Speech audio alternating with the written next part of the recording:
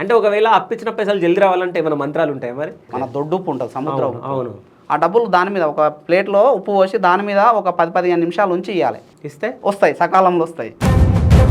నా అనుభవంలో చెప్తున్నా. ఏ బొట్టు అయినా పెట్టుకుంటారో పెట్టుకోరో నాకు తెలియదు, కానీ విభూతి మాత్రం తప్పకుండా పెట్టుకోవాలి, ప్రతి మనిషి పెట్టుకోవాలి. గారుడి విద్య అని ఒకటి ఉంటుంది అందులో. ఓకే. ఆ మంత్రాన్ని కనీసం 12 లక్షలు చేయాలి. Okay.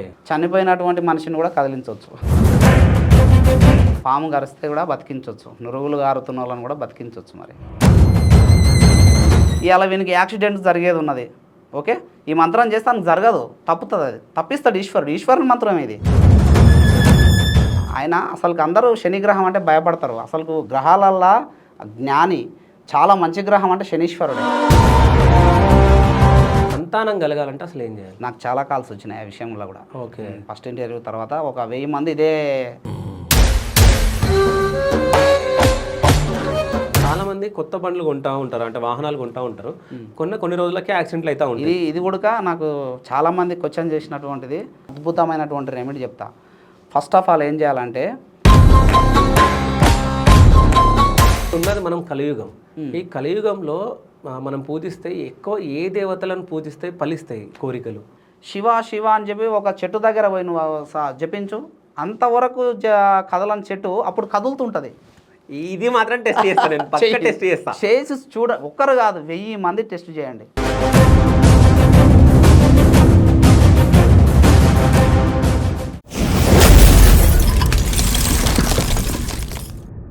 Hi, welcome to Shiva studios. నేను మీ శివ చౌదరి. సో ఈరోజు మీ ముందుకు స్పెషల్ గెస్ట్ని తీసుకొని రావడం జరిగింది. ఆల్రెడీ మనం ఇంటర్వ్యూ చేయడం జరిగింది.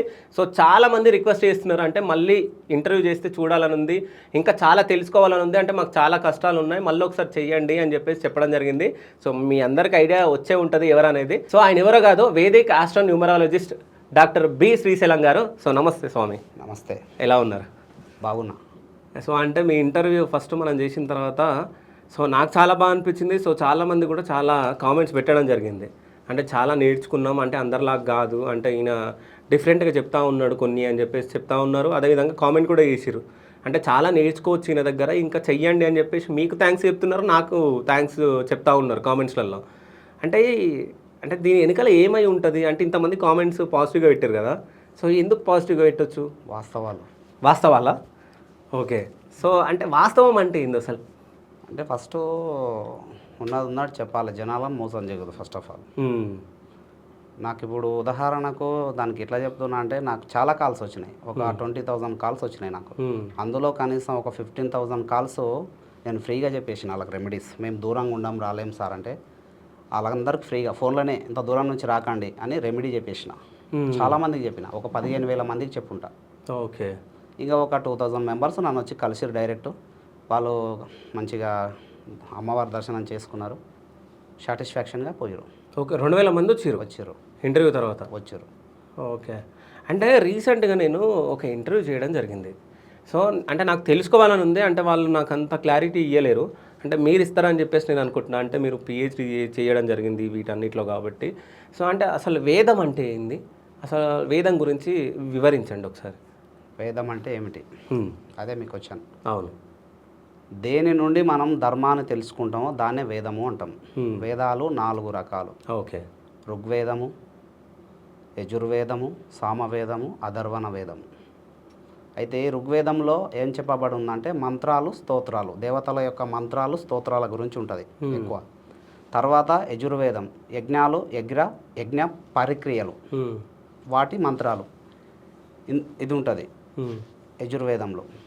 తర్వాత సామవేదంలో గానము, సంగీతం మొదలగు వాటి గురించి ఉంటుంది. తర్వాత అథర్వణ వేదం, దీంట్లో దైనందిన జీవితంలో మంత్రాలు, తంత్రాలు, యంత్రాల గురించి ఉంటుంది. వేదాల గురించి అందరు చదువుకోలేరు, అంటే కొంతమంది చదువుతారు కదా, సో అందరు చదువుకోవచ్చా వేదం? చదువుకోవచ్చు. ఓకే. ఏమైనా చదివితే తప్పేముంది, వేదాలు ఎంత చదివితే అంత మంచిది, జ్ఞానం వస్తుంది. ఓకే. ఏదున్నా మనం వేదాల సాక్షిగానే మాట్లాడాలి. మంత్రశాస్త్రం కూడా వేదాల గురించే ఎక్కువ, అంటే వేదాలను ఆధారపడే చేయాలి మనం కూడా. ఓకే. అథర్వణ వేదం అన్నీ చెప్తుంది కదా, దైనందిన జీవితంలో మనం మనం సక్సెస్ కావాలంటే అందులో ప్రతిదానికి రెమెడీ ఉంటుంది. మరి అథర్వణ వేదం చదివితే చాలా మంచిది. ఓకే. సో అందులో రెమెడీస్ దొరుకుతాయి మనకి? తంత్రాలు అంటే అదే కదా, తంత్రం అంటేనే రెమెడీ. ఓకే.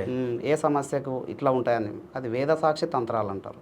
ఓకే. అట్లా అంటే మనం ఈ సమస్యతో బాధపడుతూ అది చదవంగానే మనకి ఏ సమస్యలు ఉన్నాయో అలా మనకి కనెక్ట్ అయిపోతాం.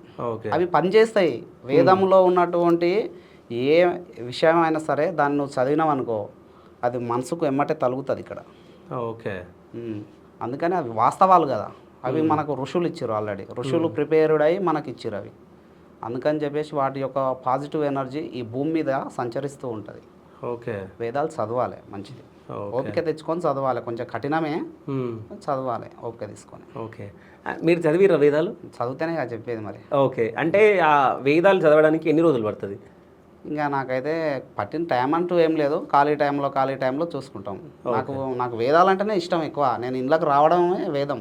ఫస్ట్ మంత్రసిద్ధి జరిగిన తర్వాత వేదాలనే పట్టుకున్నాను నేను. ఫస్ట్ వేదాలను పట్టుకొని తర్వాత మన తెలుగు గ్రంథాలు ఉంటాయి, కొంచెం మంచి మంచి గురువులు రాసినాయి. దాన్ని అనుసరించి కొంత మంచి మంచి గురువులు ఎవరైతే ఉంటారో, ఇప్పుడు ఒద్దిపాటి పద్మాకర్ మొన్న కూడా చెప్పిన గరుడ పురాణం ఆయన రాసిండు తెలుగులో.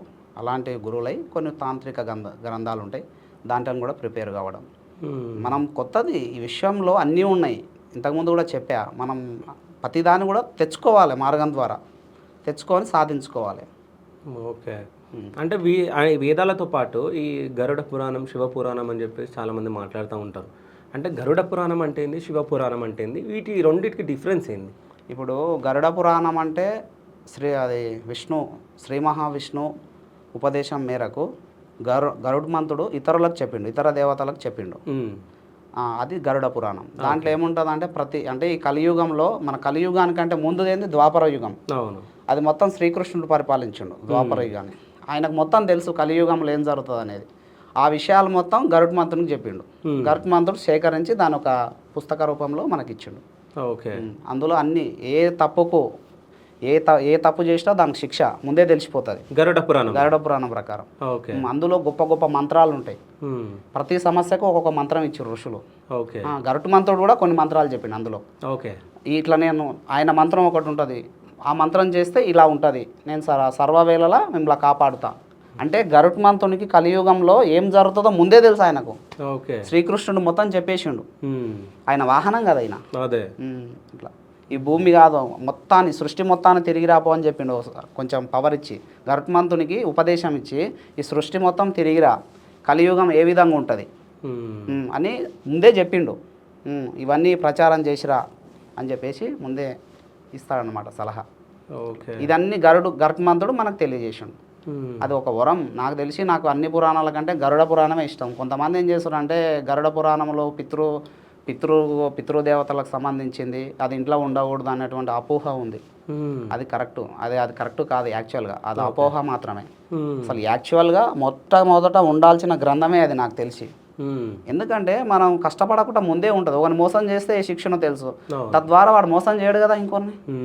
అట్లా అబద్ధం ఆడితే చెప్పా, ఇంతకుముందు వీడియోలో కూడా చెప్పా, అబద్ధం ఆడితే కూడా శిక్షనే. అందులో ఒక కుక్కని తిట్టి శిక్షనే, ఒకరిని ఆడంగా పోయటం నువ్వుకే తిట్టిన శిక్షనే, ఒక చెట్టును కాలుతోడదన్నా శిక్ష ఉంటుంది.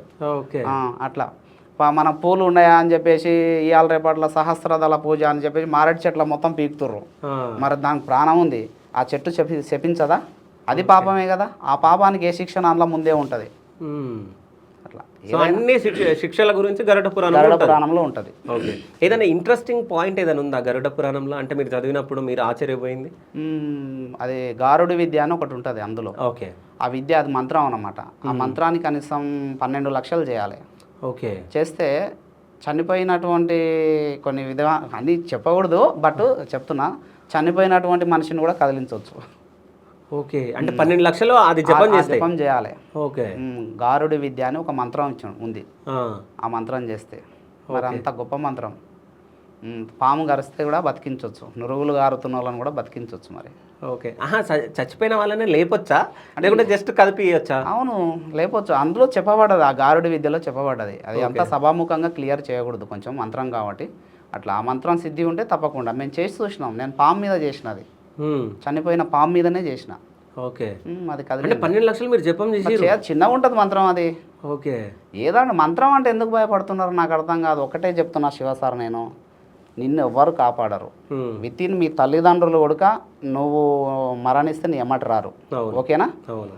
ఇది మనిషిని కాపాడేది ఒకటే మంత్రం, నీ ఎమ్మటి వస్తుంది. నువ్వు మరణించినా ఏ జన్మైతే నా జన్మకు నీకు తోడై ఉంటుంది మంత్రం. ఉమ్. అందుకనే ప్రతి మనిషి కూడా మంత్రం చేయాలి, ఏదో ఒక మంత్రం చేయాలి. అందుకనే మంత్రాన్ని ఏమన్నారు, మన నాతో త్రాయితే హితి మంత్ర, తరింప చేస్తుంది తప్పకుండా. ఉమ్. ఇది ఈ లాజిక్ ఎవరికి తెలుసుకోక మంత్రం అంటే భయపడతారు. ఎందుకు భయపడతారు? చేయాలి మంత్రం. కానీ ఏదో 1000 చేసినా 2000 చేసినా ఇట్లా చేసి నాకు ఫలిస్తలేదు ఇట్లా అనుకుంటే కుదరదు. దానికి సిద్ధి సంఖ్య అని ఋషులు మనకు ముందే చెప్తారు. ఆ సిద్ధి సంఖ్యను చేయాలి. అందులో సగం యాగం, అందులో సగం తర్పణం, అందులో సగం మూగజీవాలకు భోజనం, తర్వాత సూర్యభగవాన్ని పట్టుకుంటే అప్పుడు మంత్రం సిద్ధించు. అసలు మంత్రం ఎలా సిద్ధిస్తుందో, ఎలా సిద్ధించిందని ఎట్లా తెలుస్తుందో తెలుసా? తిలాయజ్ఞం చేస్తున్నప్పుడు, తిలాయజ్ఞం చేసడం అంటే ఏం చేస్తామంటే నువ్వులతో పాటు కొన్ని నవధాన్యాలు వేస్తాము. దాన్ని అగ్నిలో వేసినప్పుడు అవి పేలాలై బయటికి పడాలి. ఓకే. మంత్రసిద్ధి ఉంటే అలా జరుగుతుంది. అవుతుంది అట్లా? నాకు పడ్డాయి కదా. ఓకే. అంటే మేము ఎట్లా నమ్మాలి మీకు పడ్డాయి అంటే? అంటే కామన్గా అందరూ చూసిరు, పిల్లలు కూడా చూసిరు. నా తన పనిచేసిన పిల్లలు కూడా తెలుసు, పేలాలై పడతాయి ఎగిరి. ఇప్పుడు కందులు కలిపి వేసినాం అనుకో, ఓకే, ఆ కంది గింజ పేలమై బయటకు వచ్చి పడుతుంది. ఓకే. అట్లా అన్నీ రావు, కొన్ని మాత్రం పడతాయి. అట్లా. ఈ శివపురాణం గురించి చెప్పండి. శివపురాణం అనేది ఏముంటుంది అంటే శివతత్వం, శివయోగము, శివుని యొక్క ఆకారాలు, పార్వతి పరమేశ్వరుల యొక్క కళ్యాణం గురించి, సుబ్రహ్మణ్యేశ్వర స్వామి యొక్క జననము, గణేశుని యొక్క ఉద్భవం, దీని గురించి చెప్తుంది. తర్వాత 12 జ్యోతిర్లింగాలు ఉంటాయి, స్వయంభూలింగాలు, దాంట్ల గురించి వివరిస్తుంది. తర్వాత మెయిన్ విభూతి ధారణ, దాని గురించి, దాని ప్రత్యేకత ఏమిటి, విభూతి పెట్టుకోవడం వలన ఏం లాభాలు ఉంటాయని దాని గురించి, రుద్రాక్ష గురించి కూడా. తర్వాత ప్రాసాద పంచాక్షరి మంత్రం అని ఉంటుంది, ఓం నమ శివాయ. ఆ మంత్రం ఎప్పుడు చదివితే, ఎట్లా చదివితే తొందర ఫలిస్తుంది. ఆ మంత్రం వాస్తవానికి కొన్ని టెక్నిక్స్ ద్వారా చదివితే అనుకునే నెరవేరుతాయి. ఓకే. ఆ టెక్నిక్స్ సభాముఖంగా చెప్పకూడదు. అట్లా దాని గురించి కూడా వివరించడం. ఓం నమ శివాయ అనేటువంటి మంత్రం యొక్క పవర్, దాని యొక్క ప్రత్యేకత ఏమిటి, అది ఏ విధంగా ఉపయోగించుకోవాలనేది కూడా దాంట్లో చెప్పబడ్డది. ఓకే. అట్లా. సో అంటే ఇప్పుడు మీరు చెప్తున్నారు కదా, శివునికి రెండు రూపాలు ఉంటాయి ప్రధానంగా చెప్పాలంటే. ఒకటి సకార రూపము, కామన్గా మన చిత్రపటాలలో పార్వతి పరమేశ్వరులు అభయస్థ ముద్రతో ఉన్నటువంటి రూపాన్ని ఏమంటాము, సకార రూపము అంటాము. ఓకే. తర్వాత నిరాకార రూపము రెండవది, అంటే శివలింగ రూపము. ఆకారం అనేది ఉండదు, ఒక శివలింగ ఆకృతిలో ఉంటుంది. అవును. ఈ పూజ చాలా పవర్ఫుల్. ఓకే. అసలు శివాభిషేకానికి డెఫినేషన్ కూడా అందులో ఉంటుంది. శివాభిషేకం ఎందుకు చేయాలి అంటే, శివాభిషేకం అంటే అహంకారాన్ని పోగొట్టుకుంటున్నావు ఫస్ట్. ఓకే. ఆ అభిషేకాల ద్వారా ఏది పోసినా కిందికే జారాలి కదా. అవును. ఓకేనా? ఉదాహరణకు నువ్వు ఎట్లుంటుంది అంటే, అన్ని రూపాయి బిళ్ళలు అన్ని స్వీకరించి ఒక 108 శివుని మీద అభిషేకం చేయి, ప్రతిరోజు డబ్బు విపరీతంగా వస్తుంది. ఓకే. శివుడు ఎంత తీసుకుంటాడో అంతకంటే రెట్టింపిస్తాడు. ఓకే. ఈ నిరాకార రూప పూజకు అంత ప్రత్యేకత ఉంటుంది. అందుకనే శివలింగానికి ప్రతి ఒక్కరు కూడా అభిషేకం చేస్తారు. అంటే తొందర రిజల్ట్. బోలాశంకరుడు కదా. ఇంకోటి ఏంటంటే, ఈ నిరాకార రూపంలోనే ఈ సృష్టిని పరిపాలిస్తున్నాడు ఈశ్వరుడు ఈ కలియుగంలో. చాలా. అందుకనే మనకి ఎక్కడ చూసినా స్వయంభూలింగాలు ఉంటాయి, రాజుల నాటి కాలం ఆలయాలు ఉంటాయి. మరి అవి కొన్ని వేల సంవత్సరాల నాటివి. అంటే మన శివుడు కాపాడుతున్నాడు కాబట్టే ఇప్పుడు రాజుల ఆ శివలింగాలను నిర్మించి ఒక గుడి కట్టి పూజించుకున్నారు వాళ్ళు. అట్లా తక్షణమే ఏదైనా సరే శివుని మీద ఏది పోసినా ఆయన తీసుకొని ఏం చేస్తాడు, దానికి రెట్టింపు ఫలితాన్ని ఇస్తాడు. ఓకే. అట్లా. సో అంటే ఇప్పటి నుంచా ఈ కాయిన్స్ తోటి కూడా అభిషేకం లాగా చేయాలి? కాయిన్స్ తోటి అభిషేకం చేసి, చాలా మందికి తెలియదు ఇది, చాలా మంది చెయ్యరు. తాంత్రిక గ్రంథాలు చదవాలి. అది కూడా నేను ఎక్కువ ఋషి తాంత్రిక గ్రంథాలు ఉంటాయి, కొన్ని ఉంటాయి. ఋషి తాంత్రిక గ్రంథం అని ఒకటి ఉంటుంది, ఋషులు ఇచ్చినటువంటిది. నేను అది సేకరించుకున్నా. నేను చెప్పేటువంటి తాంత్రిక క్రియలు 41 రోజు ఎవరైతే చేస్తారో తప్పకుండా వాళ్ళకి రిజల్ట్ వస్తుంది, 100% వస్తుంది. ఇప్పుడు డబ్బు కోసం బాధపడుతున్న వాళ్ళు ఉన్నారు కదా, ఫస్ట్ ఆఫ్ ఆల్ దేన్ని కూడా ఎక్కువ రోజు నిల్వ ఉంచకూడదు. డబ్బును మురుగా పెడతారు చాలా వరకు. వాళ్ళు ఏం చేస్తారు, వాళ్ళకి ఏమవుతుందో తెలుసా, వాళ్ళ ఆరోగ్యాలకు పెట్టుకోవాలి అది. ఉదాహరణకు కరోనా వచ్చింది. కరోనా వచ్చినప్పుడు ఏం చేశారు, కరోనాను డబ్బులతోటి కొంతమంది బతకలేకపోయారు. నాకు ఇంకా సావే గతి అని చెప్పేసి గంగానదిలో పోసిరు, ఆ డబ్బు మొత్తం కాపాడలేదు. అందుకని ముందే నువ్వు దానం చేయి. శివలింగ తత్వం అదే చెప్తుంది. ఏది ఎక్కువ ఉంచుకోకు, నీకు అవసరం ఉన్నంత ఉంచుకో, మ్మ్. మిగతాది దానం చేయి. అట్లా ఏమవుతుంది అంటే నువ్వు దానం చేస్తే రెట్టింపు అవుతుంది అది. ఓకే. మనం అట్లా ఫస్ట్ త్యాగం ఉండాలి. దానం చేయడానికి కూడా మనకు త్యాగం అనేది ఉండాలి. మ్మ్. ఆడ భయపడతారు అందరు, అక్కడ లాజిక్ తెలిసినోడు చేస్తాడు. ఓకే. ఎంత ఇస్తావో అంత ఇస్తాడు ఆయన తప్పకుండా. మ్మ్. సో మనం దాచిపెట్టుకుంటే మాత్రం ఇక అంతే. ఇంకా శివాలయంలో ఇచ్చేటువంటి దానం ఏదైతే ఉంటుందో రెట్టింపు ఫలితాన్ని ఇస్తుంది. ఉదాహరణకు ఎవరికన్నా బాగా పేదోళ్ళకు, నేను ఏమంటే దానం అంటే అన్ని ఉన్నోళ్ళకి ఇవ్వకూడదు, అది కూడా పాపమే. మళ్ళా మ్మ్. ఉన్నోనికి ఇస్తే పాపమే, లేనోని చూసి ఇవ్వాలి దానం, పేదోని చూసి. అలాంటి వాళ్ళకి ఇస్తే అది ఎట్లా శివాలయం దగ్గరకు తీసుకుపోయి ఈశ్వరుని సన్నిధిలో ఆ శివలింగం ప్రాంగణం ఉంటుంది కదా, ఆ గుడి ప్రాంగణంలో దానం ఇచ్చినాం అనుకో రెట్టింపు ఫలితం ఉంటుంది. ఇవన్నీ కూడా శివపురాణంలో చెప్పబడ్డాయి. ఆ నిరాకార రూపం గురించి మొత్తం అదే ఉంటుంది ఇక. ఓకే. అట్లా మళ్ళా ఈశ్వరుడు లోక కళ్యాణం కోసం ఎంతోమంది రాక్షసులను సంహరించుండు. వాటి యొక్క ప్రత్యేకత కూడా అలానే ఉంది మొత్తం.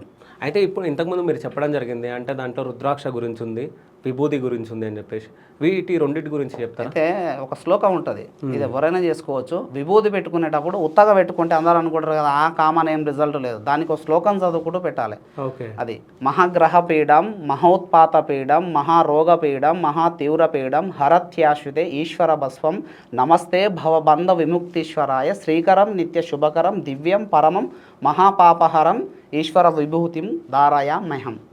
ఓకే. ఈ శ్లోకం చదువుకుంటూ పెట్టాలి. సరే, అంటే మళ్ళీ ఒకసారి చెప్పండి, అంటే మన వ్యూవర్స్ మంచిగా వినడానికి, అంటే విని రాసుకోవడానికి మళ్ళీ ఒకసారి చెప్పండి. మహాగ్రహ పీడం, మహోత్పాత పీడం, మహారోగ పీడం, మహా తీవ్ర పీడం, హరత్యాశుతే ఈశ్వర భస్వం, నమస్తే భవబంధ విముక్తీశ్వరాయ, శ్రీకరం నిత్య శుభకరం దివ్యం పరమం మహాపాపహరం ఈశ్వర విభూతిం ధారయామ్యహం. ఓకే. ఇట్లా పెట్టుకున్నాం అనుకో అది ఫలిస్తుంది అంతే. ఇంకా అందులో అన్నీ ఉన్నాయి, గ్రహాలు యోగిస్తాయి ఆ విభూతి పెట్టుకున్నంత మాత్రాన్ని. ఆ తర్వాత శుభాలు యోగిస్తాయి, అన్నీ ఉడక, అన్ని కష్టాలు అందులోనే చెప్పబడ్డాయి. ఆ శ్లోకాన్ని అర్థం చేసుకోండి, మొత్తం తెలుగులోనే ఉంది, దానికి డెఫినేషన్ సంస్కృతంలో లేదు, అన్నీ అర్థమై ఉంటాయి అందులో. ఇలా పెట్టుకోవాలి విభూతి, ఈ విధంగా పెట్టుకోమని చెప్పి. ఇది చేత ఇంత పెద్ద శ్లోకం మేము చదవలేం. మహామృత్యుంజయ మంత్రం, ఓం త్రయంబకం యజామహే సుగంధిం పుష్టివర్ధనం ఊర్వారుకమివ బంధనాన్ మృత్యోర్ముక్షీయ మామృతాత్. 3 సార్లు ఇట్లా అనుకోవాలి పెట్టుకొని. అట్లా ఈ విధంగా పెట్టుకో. అది కూడా మాకు రాదు. నమశివాయ యవాశిమన, నమశివాయ యవాశిమన, నమశివాయ యవాశిమన అని 3 సార్లు 3 సార్లు అనుకుంటా పెట్టుకోవాలి. ఓకే. ఇలా పెట్టుకున్న రిజల్ట్ ఉంటుంది. కానీ అందరూ ఇట్లా పెట్టుకున్న మాత్రాన ఉండదు, షో మాత్రమే.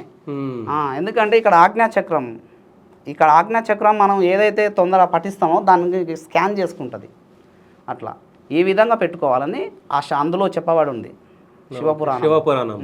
రుద్రాక్ష గురించి, రుద్రాక్ష అందులోనే ఉంది. రుద్ర ప్లస్ అక్షలు, రుద్రాక్షలు అంటే రుద్రుని యొక్క అక్షలు. రుద్రుడు అంటే ఈశ్వరుడే కదా, ఆయన యొక్క కళ్ళు. అక్షలు అంటే కళ్ళు.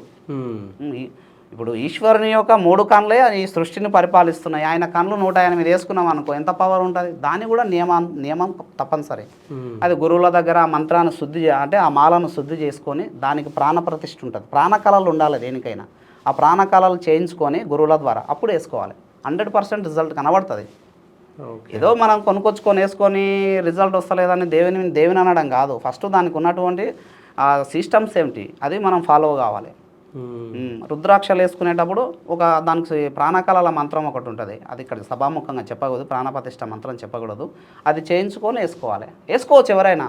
రుద్రాక్ష వేసుకోవడానికి ఎలాంటి నియమం లేదు. దీనికి సాక్ష్యం అగ్నిపురాణం. ఓకేనా? ఏదైనా పురాణ అంశంతోనే పురాణ ఆధారంగానే చెప్పాలి. కొంతమంది రుద్రాక్షలు వేసుకోవద్దు, అసలు మన హిందూ సాంప్రదాయంలో ఏమవుతుందంటే మనమే మోసం చెడు చేసుకుంటాం. అంటే ఎగతాళి, బాబా ఈయన ఇవి వేసుకున్నాడు అసలు అది ఉండకూడదు. యాక్చువల్గా ఎవరైతే పూజలు చేస్తారో వాళ్ళని కంపల్సరీ ప్రోత్సహించాలి. తను ఫాలో కావాలి, అతను ఫాలో కావాలి. వీరిద్దరు కలిసి ఇంకా కొంతమందిని ఫాలో అయ్యేటట్టు చేస్తే అది శుభం. దేవుడు అదే కోరుకుంటాడు. దేవునికి ఏమి ఇస్తావు చెప్పు నువ్వు ఏ ఆహారం ఏ పరమాన్నం పెట్టినా ఆయన తినడు, మళ్ళీ మనమే తింటాం. ఇక్కడ ఆయన చూస్తాడు, నువ్వు చేసేటువంటి ఉపచారాలను చూస్తాడు. చూసి ఓహో వీడు ధన్యుడేరా, వీని కొరమేయాలనుకుంటాడు. మనం ఇచ్చేది ఒకటే దేవునికి, మనసు మాత్రమే. అందరూ ఏమనుకుంటారు అంటే మంత్రం చేయనీక నాకు నియమాలు ఉంటాయేమో, మంత్రం నన్ను చంపేస్తుందేమో, మంత్రం చేస్తే ఇంత మళ్ళీ రివర్స్ అవుతుందేమో అని భయపడుతుంటారా? తప్పు. ఎప్పటికైనా మంత్రం అంతరాత్మకు సంబంధించింది. అంతరాత్మకు ఈ మనసుకు కనెక్ట్ అయి ఉంటుంది. ఈ అంతరాత్మ ఈ మనసు రెండు దైవానికి కనెక్ట్ అయి ఉంటుంది. ఆ దైవం దేని ఆధీనంలో ఉంటుంది? మంత్రాధీనంలో ఉంటుంది. మంత్రానికి నియమం అంటూ లేదు. దానికి సాక్షి ఏంటంటే కర్పూర కాళి తంత్రం ఇందులో రాయబడ్డది ఆల్రెడీ. మంత్రానికి ఏ నియమాలు లేవు, గురు విజయాలు అంతే. బీజాక్షర సంపుటీకరణ మంత్రం అయితే గురు ద్వారా తీసుకోవాలి. తర్వాత నామజపాలు ఉంటాయి కొన్ని, ఎప్పుడైనా చేసుకోవచ్చు. స్నానం చేస్తూ చేసుకోవచ్చు, పండుకున్నా చేసుకోవచ్చు, వంట చేసి కూడా చేస్తే మస్తు టేస్ట్ వస్తుంది. ఎందుకంటే స్థితిగతులు లేని శక్తులు మన ముందల ఇక్కడ ఎన్నో తిరుగుతున్నాయి, మన కంటికి కనబడవు. ఆ మంత్ర జపం చేసినప్పుడు ఆ మంత్ర పవర్కి అవి దూరం అయిపోతాయి, ఆ ప్లేస్ మొత్తం క్లీన్ అయిపోతుంది. అప్పుడు దానికి దృష్టి ఉండదు, చేసినటువంటి ఆహారం మంచిగా ఉంటుంది. ఏదో ఒక మంత్రం చేసుకుంటా నువ్వు వంట వండమని చెప్పండి స్త్రీలను, ఎంత టేస్ట్ ఉంటుందో చూడండి, ఆమె ప్రశంసలు వస్తాయి. అట్లా ఇవన్నీ ఉంటాయి. సో రుద్రాక్ష వేసుకోవడం వల్ల లాభాలు ఏంటి అసలు? లాభాలు చెప్పాను కదా. రుద్రాక్ష వేసుకోవడం వలన ఫస్ట్ ఆఫ్ ఆల్ కర్మ ఉంది కదా మనకు, కర్మ ప్రారంధ కర్మ ఎవరు తప్పించుకోలేరు.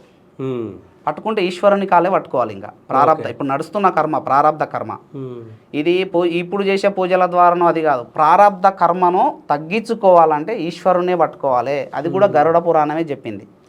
అందులో అమృతేశ విద్య అని ఒకటి చెప్పబడ్డది. ఈ మంత్రం చెప్పొచ్చు, ఎవరైనా చేసుకోవచ్చు. ఈ మంత్రమే కాపాడుతుంది ప్రారంధం. ఇప్పుడు జరుగుతున్నటువంటి కర్మ నుండి మనం తప్పించుకోవాలంటే అదే మంత్రం చేయాలి. ప్రారంధ కర్మను తప్పించుకోవాలంటే ఆ మంత్రం వచ్చి ఓం జూమ్ సహ. మళ్ళీ చెప్తున్నా, ఓం జూమ్ సహ, ఓం జూమ్ సహ. ఈ మంత్రం ఎవరైతే ప్రతిరోజు 1000 సార్లు చేస్తారో యజ్ఞం చేసినంత ఫలితం వస్తుంది. 1000 సార్లు చేస్తే ఎంత? 1000 సార్లు 15 నిమిషాలలో అయిపోతుంది ఈ మంత్రం. మనకు ఓపిక ఉంటుందా? ఉండదు. ప్రారంధం తప్పించుకోవచ్చు అంతే. ఇక ఇవాళ వీనికి యాక్సిడెంట్ జరిగేది ఉన్నది, ఓకే, ఈ మంత్రం చేస్తే మనకు జరగదు, తప్పుతుంది. అది తప్పిస్తాడు ఈశ్వరుడు. ఈశ్వరుని మంత్రం ఇది. అమృతేశ్వరుడు అంటే ఎవరు? ఈశ్వరుడే. దీనే అమృతేశ విద్య అంటారు. అంటే బాడీలో ఈ ప్రారంధ కర్మ వలన నీ బాడీ ఎంత డ్యామేజ్ అయినా సరే, ఎలాంటి రోగం ఉన్నా సరే, ఈ మంత్రం, అప్పులు కూడా రోగమే. ఇప్పుడు అప్పు అంటే ఏందో తెలుసా? రోగమే అది కూడా. అప్పులు ఉన్న వాళ్ళు దగ్గరకు కుదించబడతారు. అప్పులు క్లియర్ కావాలంటే ప్రారంధ కర్మనే కదా. అప్పు ఒక కర్మనే కదా, పీడిస్తుంది. మనలా పీడించేది ఏ కర్మనైనా సరే ఈ మంత్రం చేస్తే తగ్గుతుంది. రోజు 1000 సార్లు చేయాలి. అయితే ఇంతకుముందు మీరు కర్మల గురించి మాట్లాడడం జరిగింది. అసలు కర్మలు అంటే ఏంది? కర్మలు ఎన్ని రకాలు అసలు? కర్మలు 3 రకాలు ప్రధానంగా చెప్పాలంటే. ఒకటి సంచిత, ఆగామి, ప్రారబ్ధ. ఇంతసేపు ప్రారబ్ధ ఇప్పుడు జరుగుతున్నది. ఓకే. ఆగామి ఇప్పుడు చేస్తున్నటువంటి పుణ్యం ఆగామిలోకి పోతుంది. ఓకేనా? ఇప్పుడు ఏదైతే కర్మ అనుభవిస్తున్నావో ఆ కర్మ మిగులుతుంది కదా, అది సంచిలో మోసుకోవాలి, సంచిలో పడుతుంది. అది మొత్తం అన్ని అది ఎప్పుడు ఇంకా ప్యాకేజ్ అయితేనే ఉంటాయి మిగిలినవి. అవి సంచితలో ఉంటాయి అన్నమాట. ఏదైతే ఏముంటుంది అంటే ఫస్ట్ ఆఫ్ ఆల్ ప్రారబ్ధ కర్మను మనం కరిగించుకుంటే ధన్యులమే. అది ఇంపార్టెంట్. ఇప్పుడు చేస్తున్న కొంతమంది ఏమంటారు అంటే నేను మస్తు పూజలు చేస్తున్నా, అది చేస్తున్నా, ఇది చేస్తున్నా, నాకు ఏ ఫలితం లేదు అనుకుంటారు. ఆ ఫలితం ఆగామిలో ఉంటుంది, వచ్చే జన్మ, నెక్స్ట్ జన్మకి వస్తుంది. ఓకే, ఇప్పుడు ప్రారంభ జరుగుతుంది ఆల్రెడీ, బ్రహ్మదేవుడు రాసిండు ఆల్రెడీ, అది జరుగుతుంది. తప్పించుకోనికి ఎవరి నుంచి కాదు, ఈశ్వరుడే చేయాలి తప్పించాలంటే. ఇంకా లేదు అనుకుంటే దశమహావిద్య. ఇంకా ఖచ్చితంగా ఈ ప్రారంభ కరగాలంటే దశమహావిద్య అది చేయాలి. ఆ విద్య కూడా నా యొక్క అనుభవం ప్రకారం సాత్వికంగానే చేయాలి. వామాచారము ఇది అని చేస్తే ఆడ పాపమే చేస్తున్నావు, అది కర్మనే కదా. మళ్ళీ సో అంటే అక్కడ బలి ఇయ్యాలి, అది కర్మనే యాక్చువల్గా. నేను ఏమంటున్నా అంటే వేదాలు తెలిసినటువంటి బ్రాహ్మణులు ఉంటారు కదా, వాళ్ళు బలు ఇచ్చే కాడ ఉంటారా? ఉండరు. చూడండి మీరు, అబ్జర్వ్ చేయండి. ఎందుకంటే వాళ్ళకి తెలుసు, అది వేదాలు అవే చెప్తాయి. ముందు మనం ఎంత జాగ్రత్తగా ఉండాలనేది చెప్తాయి. ధర్మం తెలుస్తుంది వేదాల నుంచి. వేదం అంటేనే అది కదా, దేని నుండి మనం ధర్మాన్ని తెలుసుకుంటే దాన్నే వేదం అంటాం ఇక్కడ. అట్లా వాళ్ళకి తెలుసు ఆల్రెడీ. వాళ్ళు చెప్పినంత మాత్రం వీళ్ళు ఫాలో అవుతారా? కాదు. వాళ్ళకి కలియుగంలో ఇది కలిపురుషుడు పరిపాలిస్తుండు కలియుగం మొత్తం. రాక్షసునికి సంబంధించిన అలవాట్లే ఉంటాయి మనుషులకు. మంచిని తొందర నమ్మరు, చెడుని తొందర నమ్ముతారు కలియుగంలో. చెడు చెప్పు, ఒక చెట్టును నరికైపో అంటే ఇప్పుడు 10 నిమిషాలు నరికేస్తారు. మరి ఆ చెట్టును పెంచమని చెప్పు, ఎన్ని రోజులు పడుతుంది? జనరల్గా కూడా ఒక చెట్టును మనం పెంచాలంటే ఎంత టైం పడుతుందో చూడండి. నిజంగా చెప్పాలంటే లాజిక్గా మాట్లాడుకుంటే మంచి పేరు రావాలంటే కూడా కొన్ని సంవత్సరాలు పడుతుంది, చెడ్డ పేరు రావాలంటే జస్ట్ 1 సెకండ్ చాలు. అది సో అది అంటే ఇప్పుడున్న సమాజంలో అట్లా నడుస్తుంది మొత్తం నిజం చెప్పాలంటే. అయితే కర్మ రిటర్న్స్ అనేది ఉంటుందంటారా? రిటర్న్స్ అంటే అంటే ఇప్పుడు మనం ఏదైనా ఏది చేస్తామో అది తర్వాత మనకు రిటర్న్ అవుతుంది అనేది. ఇప్పుడు నువ్వు పాపం చేస్తే ఆ పాపం ఎప్పటికున్నా నీకు శిక్ష ఉంటుంది. కర్మ అంటే ఏదైనా క్రియ చేయటమే. అది మంచి ఉండొచ్చు, చెడు ఉండొచ్చు. చెడైనా అకౌంట్లో పడుతుంది, మంచి అయినా అకౌంట్లో పడుతుంది. ఓకే, ఓకేనా. ఇప్పుడు ప్రస్తుతం ఈ ప్రారంధంలో ఏ పూజలు చేయకుండా కొంతమంది సుఖంగా ఉంటారు. ఓకేనా. వాళ్ళు ఏంది సంచితలో వాళ్ళకి పుణ్యం ఉంటుంది, సంచిత కర్మలో పుణ్యం ఉంటుంది కాబట్టి ఆ పుణ్య కర్మ ఫలితం ఇప్పుడు పూజలు చేయకుండా సుఖంగానే ఉంటారు వాళ్ళు. ఆ కర్మ ఫలితం అయిపోయింది అనుకో కథ వాళ్ళకి అప్పటి నుంచి స్టార్ట్ అవుతాయి కష్టాలు. ఇంక ఎట్టుంటుందో తెలుసా, అందరూ ఇంకా వాళ్ళు తట్టుకోలేరు. ఇంకా యాక్చువల్గా కష్టం వస్తున్నప్పుడు దాన్ని భరించాలి, అది కర్మ యాక్చువల్గా భరించాలి. కానీ దైవానికి దగ్గరగా ఉంటే ఆ కర్మ ఉడక ఎంత కష్టమైనా సరే సులువుగా మనం ఆ కర్మను పొందొచ్చు. శనీశ్వరుడు చేసేది అదే, కర్మకారక గ్రహం శనీశ్వరుడు. ఆయన అదే ఛాన్సులు ఇస్తూ ఉంటాడు. అరే చిన్న చిన్న తప్పులు చేస్తుంటే చిన్న దెబ్బలు తలగడం, చిన్న జ్వరాలు రావటము, టైఫాయిడ్ జ్వరాలు రావటం ఇలాంటివి పెడుతుంటాడు. అర్థం చేసుకొని నేను ఏదో తప్పు చేస్తున్నా అని సరి చేసుకుంటే కథం అప్పటికి ఆయన ఆశీర్వాదం ఇస్తాడు, ఎమ్మటే ఇస్తాడు ఆయన. ఆయన అసలుకి అందరూ శనిగ్రహం అంటే భయపడతారు. అసలు గ్రహాలల్లా జ్ఞాని చాలా మంచి గ్రహం అంటే శనీశ్వరుడే. కాకపోతే ఏముంటాడంటే ఒక చిన్న దెబ్బ కొడతాడు. ఫస్ట్ దెబ్బ కొట్టినంత మాత్రాన అబ్బా అనాలేలే కానీ అబ్బా ఇదే నాకు ఇంత పెద్ద గండం అనుకోకూడదు. అది ఒక దెబ్బ కొడతాడు, ఆ దెబ్బకు 2 రకాల ఆశీస్సులు ఇస్తాడు ఆయన. ఇట్లా తప్పు మార్గంలో పోతున్నావు, కరెక్ట్ మార్గంలో పోని తెలియజేయడానికనే చిన్న దెబ్బ కొడతాడు ఆయన.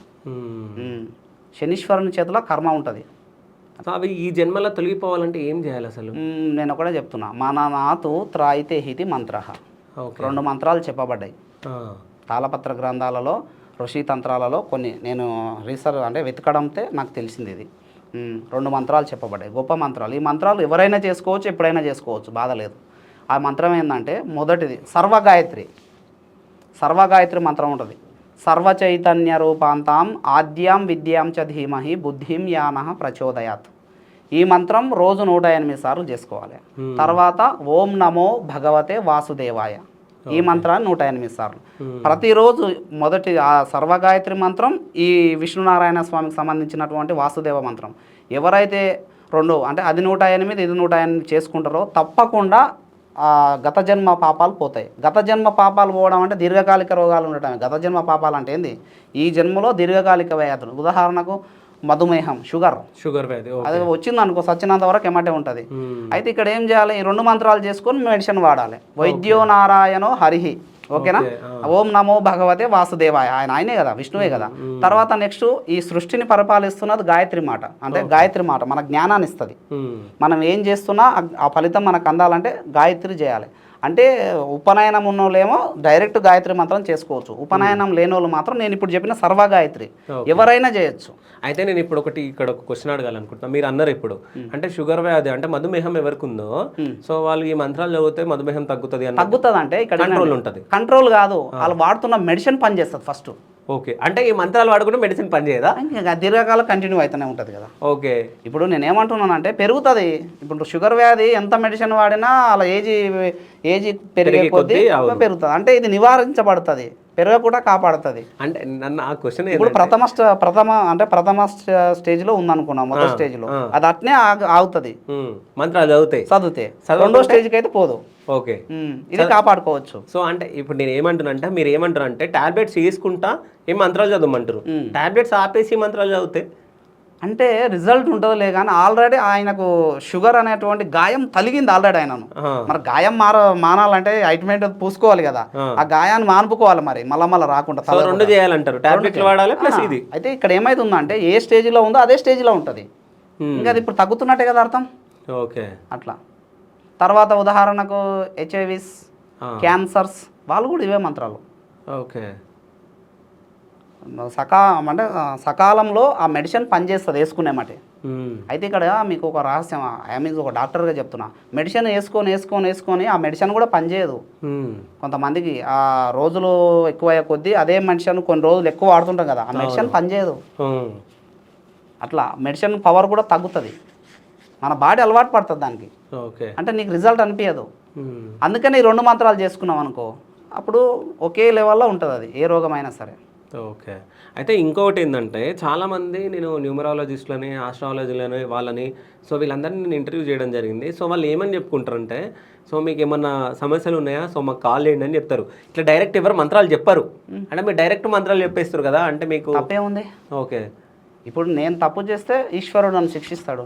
నేనైతే తప్పు చేయను. హ్మ్. ఇప్పుడు ఏవి చెప్పాలో అవి చెప్పాలి అంతే. హ్మ్. తప్పేముంది? నేర్చుకున్న విధంగా చెప్పాలి. ఓకే. అంటే చెప్పొద్దని అన్న రూల్ ఉందా? ఆహా! అట్లా కాదు గానీ అంటున్నా. అంటే అది చెప్పేస్తున్నారు కదా! వాళ్ళ ఇష్టం అది. ఓకే. మనకు అలాంటి హృదయం ఉంటే చెప్పొచ్చు. ఓకే. నేను చెప్పాను కదా, నాది శుక్రగ్రహం. మనం అందరిని దగ్గర తీసుకుంటాం. ఓకే, అందరిని దగ్గర తీసుకొని శుక్రుడు ఐస్ లాంటివాడు. ఇప్పుడు కాళ్ళు మంట కాలుతున్నాను అనుకో, ఆ దగ్గర తీసి ఐస్ పూసి వానికి మంట తగ్గించేటోళ్ళం మన గ్రహం. హ్మ్. అట్లా అంతే, మనకు ఆప్యాయత ఉంటుంది. బాధలు పడేటోళ్ళని చూస్తే ఊకోలేం, మనం వదలాలి అంతే. ఓకే. ఇంకో విషయం, దశ మహావిద్యలో నా అంత చౌకకు ఎవరు చేయించారు. నేను చెప్పకూడదు కానీ అది నేను ఎవరిని ఉద్దేశించి మాట్లాడతలేను, జరుగుతున్నది. సామాన్యులకు కూడా ఆ విద్య అందాలి. దశ మహావిద్యలు. దశ మహావిద్యలు. సో అంటే అవి నవగ్రహాలు తొందర యోగించాలంటే అవే విద్యలు చేయించుకోవాలి. ఓకే. కానీ దశ మహావిద్యలకు ఎన్నో లక్షలు ఖర్చు అవుతాయి అని అంటారు. నిజమే. నేను చెప్పాను కదా సార్, నేను ముందే సాత్వికంగా చేస్తా. నాది వేలలోనే ఉంటుంది తప్ప లక్షల కాడికైతే పోదు. ఓకే. నేను ఇబ్బంది పెట్టాను, ఆ కర్మ నా మీద వేసుకొని నాకు అవసరం లేదు. ఇప్పుడు లక్షలు తీసుకుంటే ఆయన అప్పో తెచ్చి అది కర్మనే కదా, తీసుకొచ్చి ఇస్తాడు. ఆ తీసుకొచ్చిన దాంట్లో మనది కూడా పాపం ఉంటుంది. ఇంత మిగిలించుకుంటే అది అవసరం లేదు కదా, మనకు ఎంత కావాలో అంతే తీసుకోవాలి మనం కూడా. ఓకే. ఇంకా హెల్ప్ చేయాలి. అయితే మీరు డబ్బు విషయం చెప్పారు కాబట్టి డబ్బుది నేను ఒకటి అడగండి. సో ఇప్పుడు కొంతమంది ఏంటంటే వడ్డీలకు ఇస్తారు డబ్బు. సో వడ్డీలకు ఇవ్వడం మంచిదేనా? మంచిది కాదు. వడ్డీలకు ఇస్తే హెల్ప్గా ఇవ్వండి. ఓకే. ఇప్పుడు నీ ఫ్రెండ్ ఉన్నాడు అనుకో, ఆయనకి ఏదో కష్టం వచ్చింది, ఈరనైనా 1 నెలకో 2 నెలలకో ఇవ్వని ఇచ్చేయి. కానీ నేను 5 రూపాయలు ఇంట్రెస్ట్ తీసుకుంటా, 10 రూపాయలు ఇంట్రెస్ట్ తీసుకుంటా అని ఇచ్చినాం అనుకో, ఇంట్రెస్ట్లు పెంచుకుంటా పోయినాం అనుకో, శనీశ్వరుడు ఏం చేస్తాడో తెలుసా? వాళ్ళకు ఏజ్ పెరిగే కొద్దీ పెయిన్స్, రోగాలు, నొప్పులు, మెయిన్ నొప్పులు కట్టె పట్టుకొని నడవాల్సి వస్తుంది. లాస్ట్కు దీన్ని కూడా పోలేడు స్వతంత్రంగా ఏజ్ మీద పడ్డ కొద్దీ. ఓకే. అంటే అప్పులకు ఇవ్వద్దు అంటారు. ఇవ్వకూడదు. అంటే నేను మిత్తి ఎక్కువ తీసుకోకూడదు. సాటిస్ఫాక్షన్గా అరే నువ్వు నాకు 2 లక్షలు ఇచ్చినవరా, నేనైతే నీకు 1 రూపీ ఇట్లా ఇస్తారా, నాకు గంత ఇచ్చుకుంటా అంటే అది ఒప్పుకో. అసలుకి ఇవ్వకుండా నీ ఫ్రెండే కదా ఇచ్చేయి, గట్లా హెల్ప్ చేయి. కానీ ఇప్పుడు నిజం చెప్పాలంటే వీవర్స్ అందరూ నవ్వుకుంటారు. ఫ్రెండ్స్కి ఎవరికైనా ఉత్తగా ఇస్తే ఎవడు ఇయ్యడు, ఫోన్ చేస్తే ఫోనే హెల్ప్ చేయరు. ఇంకొక విషయం చెప్పనా, తులారాశులు, వృషభ రాశులు ఎవరు కూడా అప్పు ఇవ్వద్దు, ఆ అప్పు రాదు. ఓకే. తులారాశుల్లో వృషభ రాశులు ఎవరికి అప్పు ఇవ్వద్దు. First okay. ఆ అప్పును వసూలు చేసుకోవాలంటే వాళ్ళకు నరకమే, అవి రావు తొందర. అయితే నువ్వు కొన్ని 2 లక్షలు ఇచ్చిన వస్తున్నాను లేవు, ఏం చేయాలి? అంతే కదా. ఇప్పుడు ఉదాహరణకు శివ కదా నీ పేరు, బుధుడు ఉన్నాడు, బుధుడికి శుక్రుడికి దోస్తులు వేయాలి, ఇద్దరు కూడా రావు, కొంచెం లేటుగా వస్తాయి. నీకైతే లేటుగా వస్తాయి. వృషభ రాశి వాళ్ళకు, తులారాశి వాళ్ళకి అయితే రావు, అసలే రావు. ఇంకా కష్టం అంతే. ఇక ఆడు ఎప్పుడు జరుపుతుంటాడు కాలాన్ని, ఇస్తాబాటు అని చెప్పి జరుపుకుంటూనే పోతావు. నువ్వు ఒప్పుకుంటావు అది కూడా, ఎందుకంటే ఆయన బాధ నువ్వు అర్థం చేసుకుంటావు ఇక. ఓకే. అట్లుంటుంది. అంటే ఒకవేళ అప్పిచ్చిన పైసలు జల్ది రావాలంటే ఏమైనా మంత్రాలు ఉంటాయి? మరి ఉంటాయి. ఏముంటుంది? అంటే ఫస్ట్ ఆఫ్ ఆల్ అప్పించేటప్పుడు ఏం చేయాలంటే మన కల్లుప్పు ఉంటుంది చెప్పి, ఇది మంచి తాళపత్ర గ్రంథాలు చెప్పింది. మన దొడ్డుప్పు ఉంటుంది, సముద్ర ఉప్పు. అవును. ఆ డబ్బులు దాని మీద ఒక ప్లేట్లో ఉప్పు పోసి దాని మీద ఒక 10-15 నిమిషాలు ఉంచి ఇవ్వాలి. ఇస్తే వస్తాయి, సకాలంలో వస్తాయి. చేతి చూడండి వస్తాయి. ఓకే. అంటే ఇచ్చేటప్పుడు పెట్టి ఇవ్వాలి. ఆ ఉప్పు మీద ఒక ప్లేట్లో ఉప్పు పోయాలి, ఆ ఉప్పు మీద ఈ డబ్బులు పెట్టాలి, డబ్బులు పెట్టి అప్పు ఇవ్వాలి. ఇచ్చేటోళ్ళకి ఇస్తే వస్తాయి. ఓకే. అట్లా. అంటే ఇప్పుడు అప్పులు ఇచ్చిన వాళ్ళు జల్దీ చేయాలంటే ఇట్లా చేయాలి. ఇప్పుడు మొత్తానికే ఇస్తలేరు వాళ్ళు, అప్పుడేం చేయాలి? దీంతో పాటు ఇంకో పరిహారం కూడా చేసుకోవాలి. ఏదైనా పారుతున్న నీళ్ళు చూడాలి, పారుతున్న నీళ్ళే కావాలి. ఓకే. నది ప్రవహించే నీళ్ళు పారుతుండాలి. ఓకే.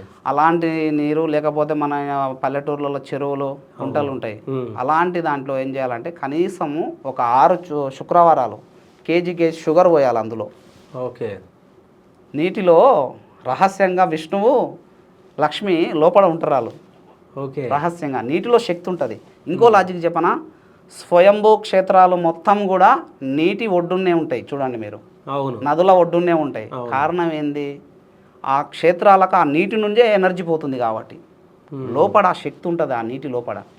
మీరు చూడండి, అబ్జర్వ్ చేసి చూడండి. అట్లా అందుకని చెప్పి ఈ పంచదారాన్ని పోయాలి, గంగాదేవికి ఇవ్వాలి. అంటే పైనంగా గంగాదేవి, అంతర్గతంగా లక్ష్మి, విష్ణువు. ఓకే. వాళ్ళిద్దరు కలిసి ఉన్న ప్రాంతం రహస్యంగా ఉంటారు వాళ్ళు లోపల.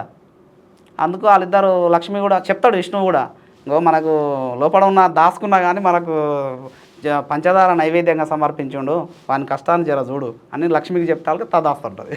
ఓకే, అది రహస్యం. అట్లయితే ఇప్పుడు నేను ఏడన్నది ఉందా ఆడపోయి రోజు వస్తా మరి. తప్పకుండా రిజల్ట్ వస్తుంది ఇక అంతే. ఇక ఓకే, చాలా మందికి వచ్చింది కూడా రిజల్ట్. ఓకే, మీరు ఎప్పుడన్నా ఇవన్నీ ట్రై చేసిరా? నేను ట్రై చేసే చెప్తా ఏదైనా.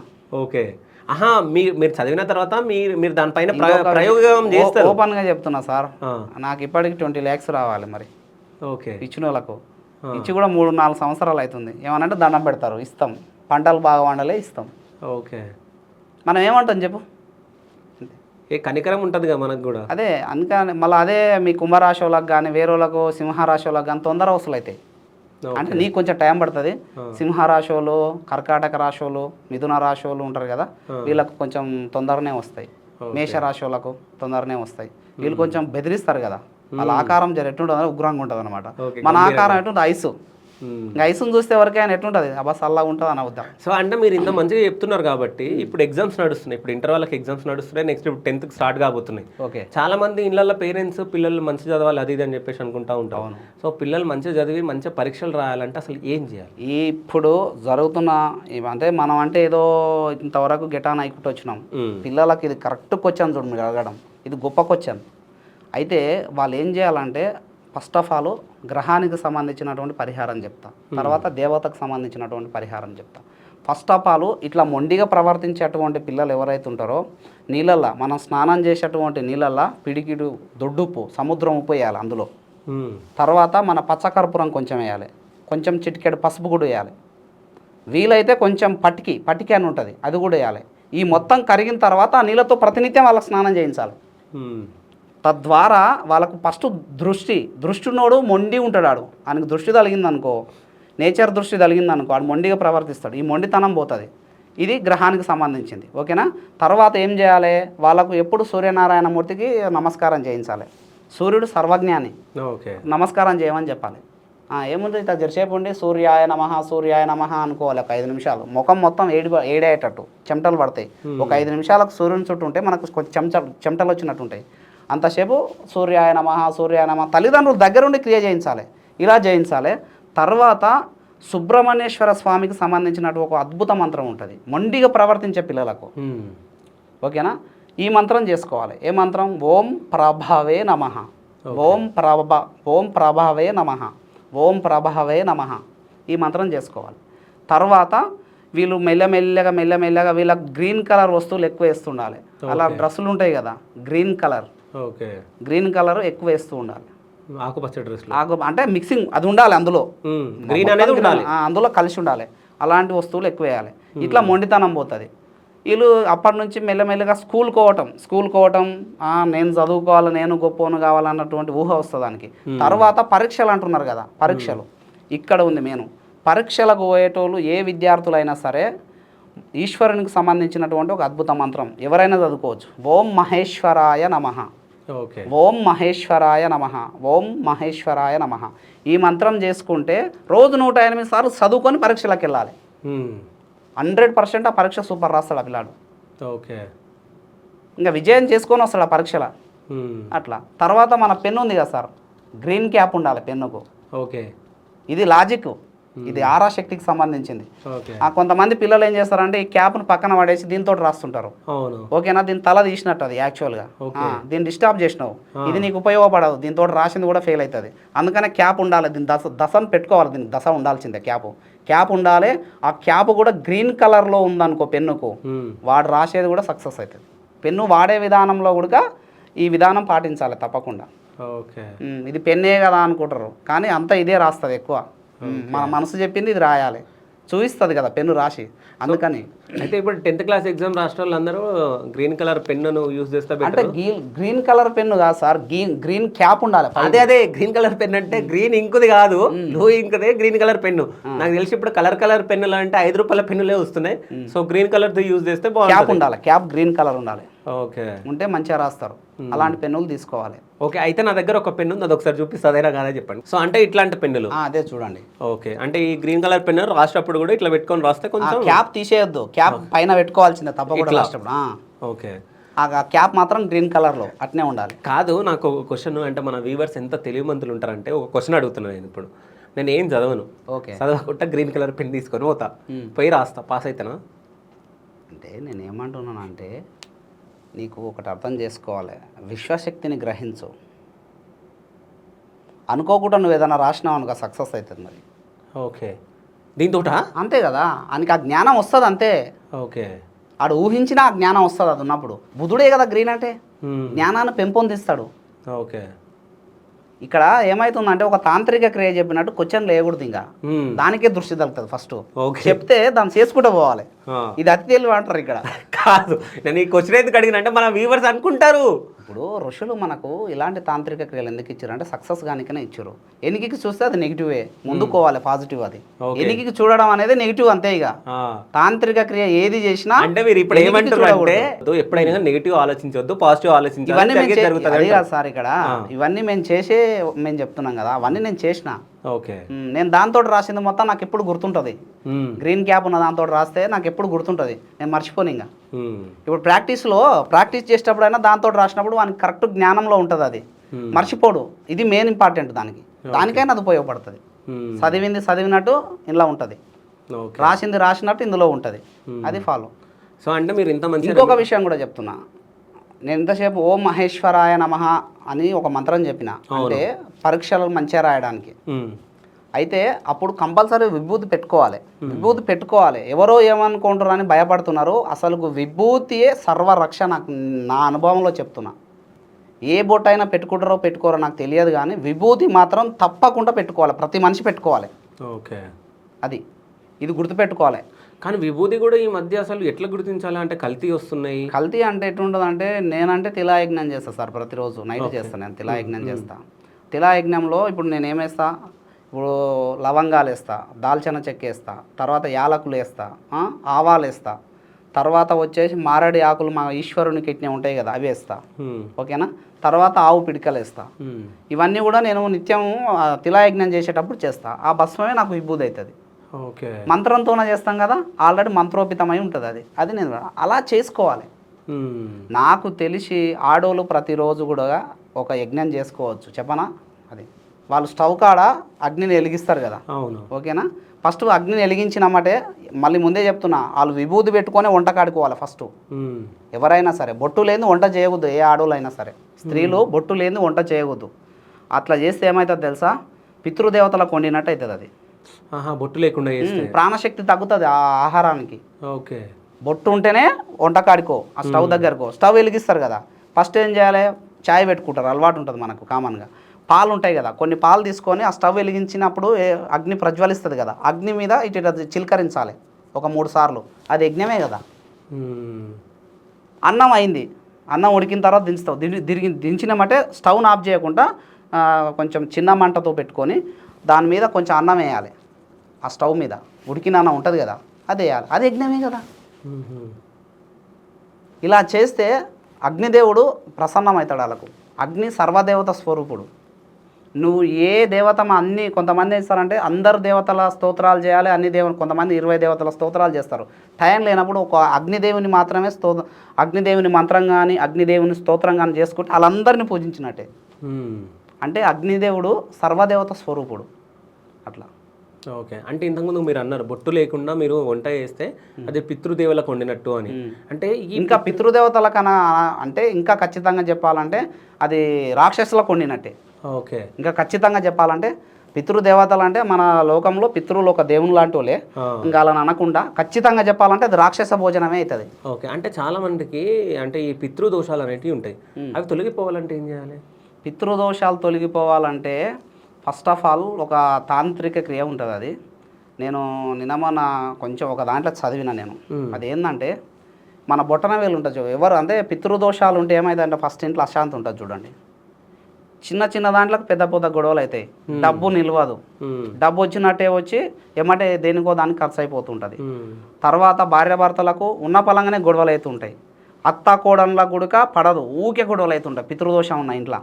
తర్వాత గోడలకు ఎక్కువ పర్రెలు వస్తాయి. ఆ పర్రెలు ఏం చేస్తాయంటే పెరుగుతూ ఉంటాయి. కామన్గా చిన్న చిన్న పర్రెలు అంటే కామన్, కానీ ఆ పర్రెలు అనేటివి ఏం చేస్తుంటాయి అంటే పగుళ్ళు ఎక్కువైతుంటాయి రోజులు గడిచే కొద్దీ. ఇట్లా పితృదోషం ఉందని తెలుసుకోవాలి. తర్వాత ఇంకోటి ఏంటంటే ఇళ్ళల్లో ఊకే ట్యాబులు, నీటి ట్యాబులు ఉంటాయి చూసినావా, అవి లీక్ అవుతూ ఉంటాయి. ఓకే. తింటున్నటువంటి ఆహారము మనం ఉన్న పలంగా ఉతానే కింద పడిపోతుంటుంది, ఉతానే జారి కింద పడుతూ ఉంటుంది. ఈ విధి విధానాలన్నీ కూడా పితృదోషం ఉన్న వాళ్ళకే జరుగుతాయి. ఓకే. చిన్న చిన్న యాక్సిడెంట్లు కూడా. సో అవన్నీ పోగొట్టుకోవాలంటే అంటే పోగొట్టుకోవాలనుకుంటే ఇది పెద్ద ప్రాసెస్ వాస్తవానికి. అయితే ఒక తాంత్రిక క్రియ ఉంది. ఆ తాంత్రిక క్రియ ఏంటంటే ట్యాప్ దగ్గరికి వెళ్ళండి, నల్ల దగ్గరికి వెళ్ళాలి. ఈ బొటన వేలు ఉంది చూసినావా, స్త్రీలు అదే బాయ్స్ అంటే పురుషులు అయితేనేమో ఈ బొటన వేలు, కుడి చేయి బొటన వేలు ట్యాబును ఇడవండి నీటిని, ఈ బొటన వేలు మీద నీళ్లు పట్టేట్టు చూసుకోవాలి. ఓకే. పురుషులు ఆ బొటన వేలు మీద నీటి దార పడుతున్నప్పుడు ఈ మంత్రం చదవాలి. ఓం పితృదేవతాభ్యాం నమః, ఓం పితృదేవతాభ్యాం నమః, ఓం పితృదేవతాభ్యాం నమః అని చెప్పేసి ఒక 27 సార్లు మంత్రం చదివేటట్టు చూసుకోండి. అంతసేపు ఈ నీళ్ళు పడుతూనే ఉండాలి ఈ బొటన వేలు మీద. ఈ బొటన వేలే పితృదేవతలకు సంబంధించింది. ఇట్లా చేస్తే తక్షణమే నీకు రిజల్ట్ కనబడుతుంది. ఇది చేసుకోవచ్చు, ఇది ఖర్చు లేనిది. ఇది చేసుకుంటే ఖచ్చితంగా రిజల్ట్ ఉంటుంది. ఇది చేసుకోవాలి. మహిళలు అయితే ఎడమ చేయి మీద నీళ్ళు పడాలి.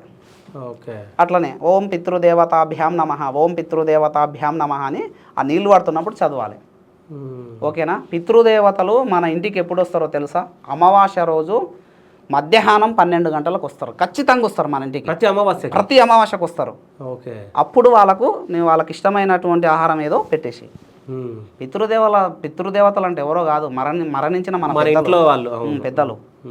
వాళ్ళు ఆత్మలు వస్తుంటాయి మన ఇంటికి. ఎప్పుడు రావు, అమావాస్య రోజు 12 గంటలకు వస్తాయి ఇంట్లోకి కరెక్ట్. అప్పుడు ఎవరైతే దక్షిణ దిక్కుల ఒక మంచిగా అరటాకేసి దక్షిణ దిక్కులో వాళ్ళకి ఆహారం పెట్టి కొంచెం ధూపదీపాలు ఒక దీపం పెట్టి వాళ్ళకి ఆహారం పెట్టినామనుకో తప్పకుండా వాళ్ళు శాంతిస్తారు. ప్రతి అమావాస్య రోజు చేస్తే పితృదోషం ఉండదు. యాక్చువల్గా మనోళ్ళు మర్చిపోతూ ఉంటారు.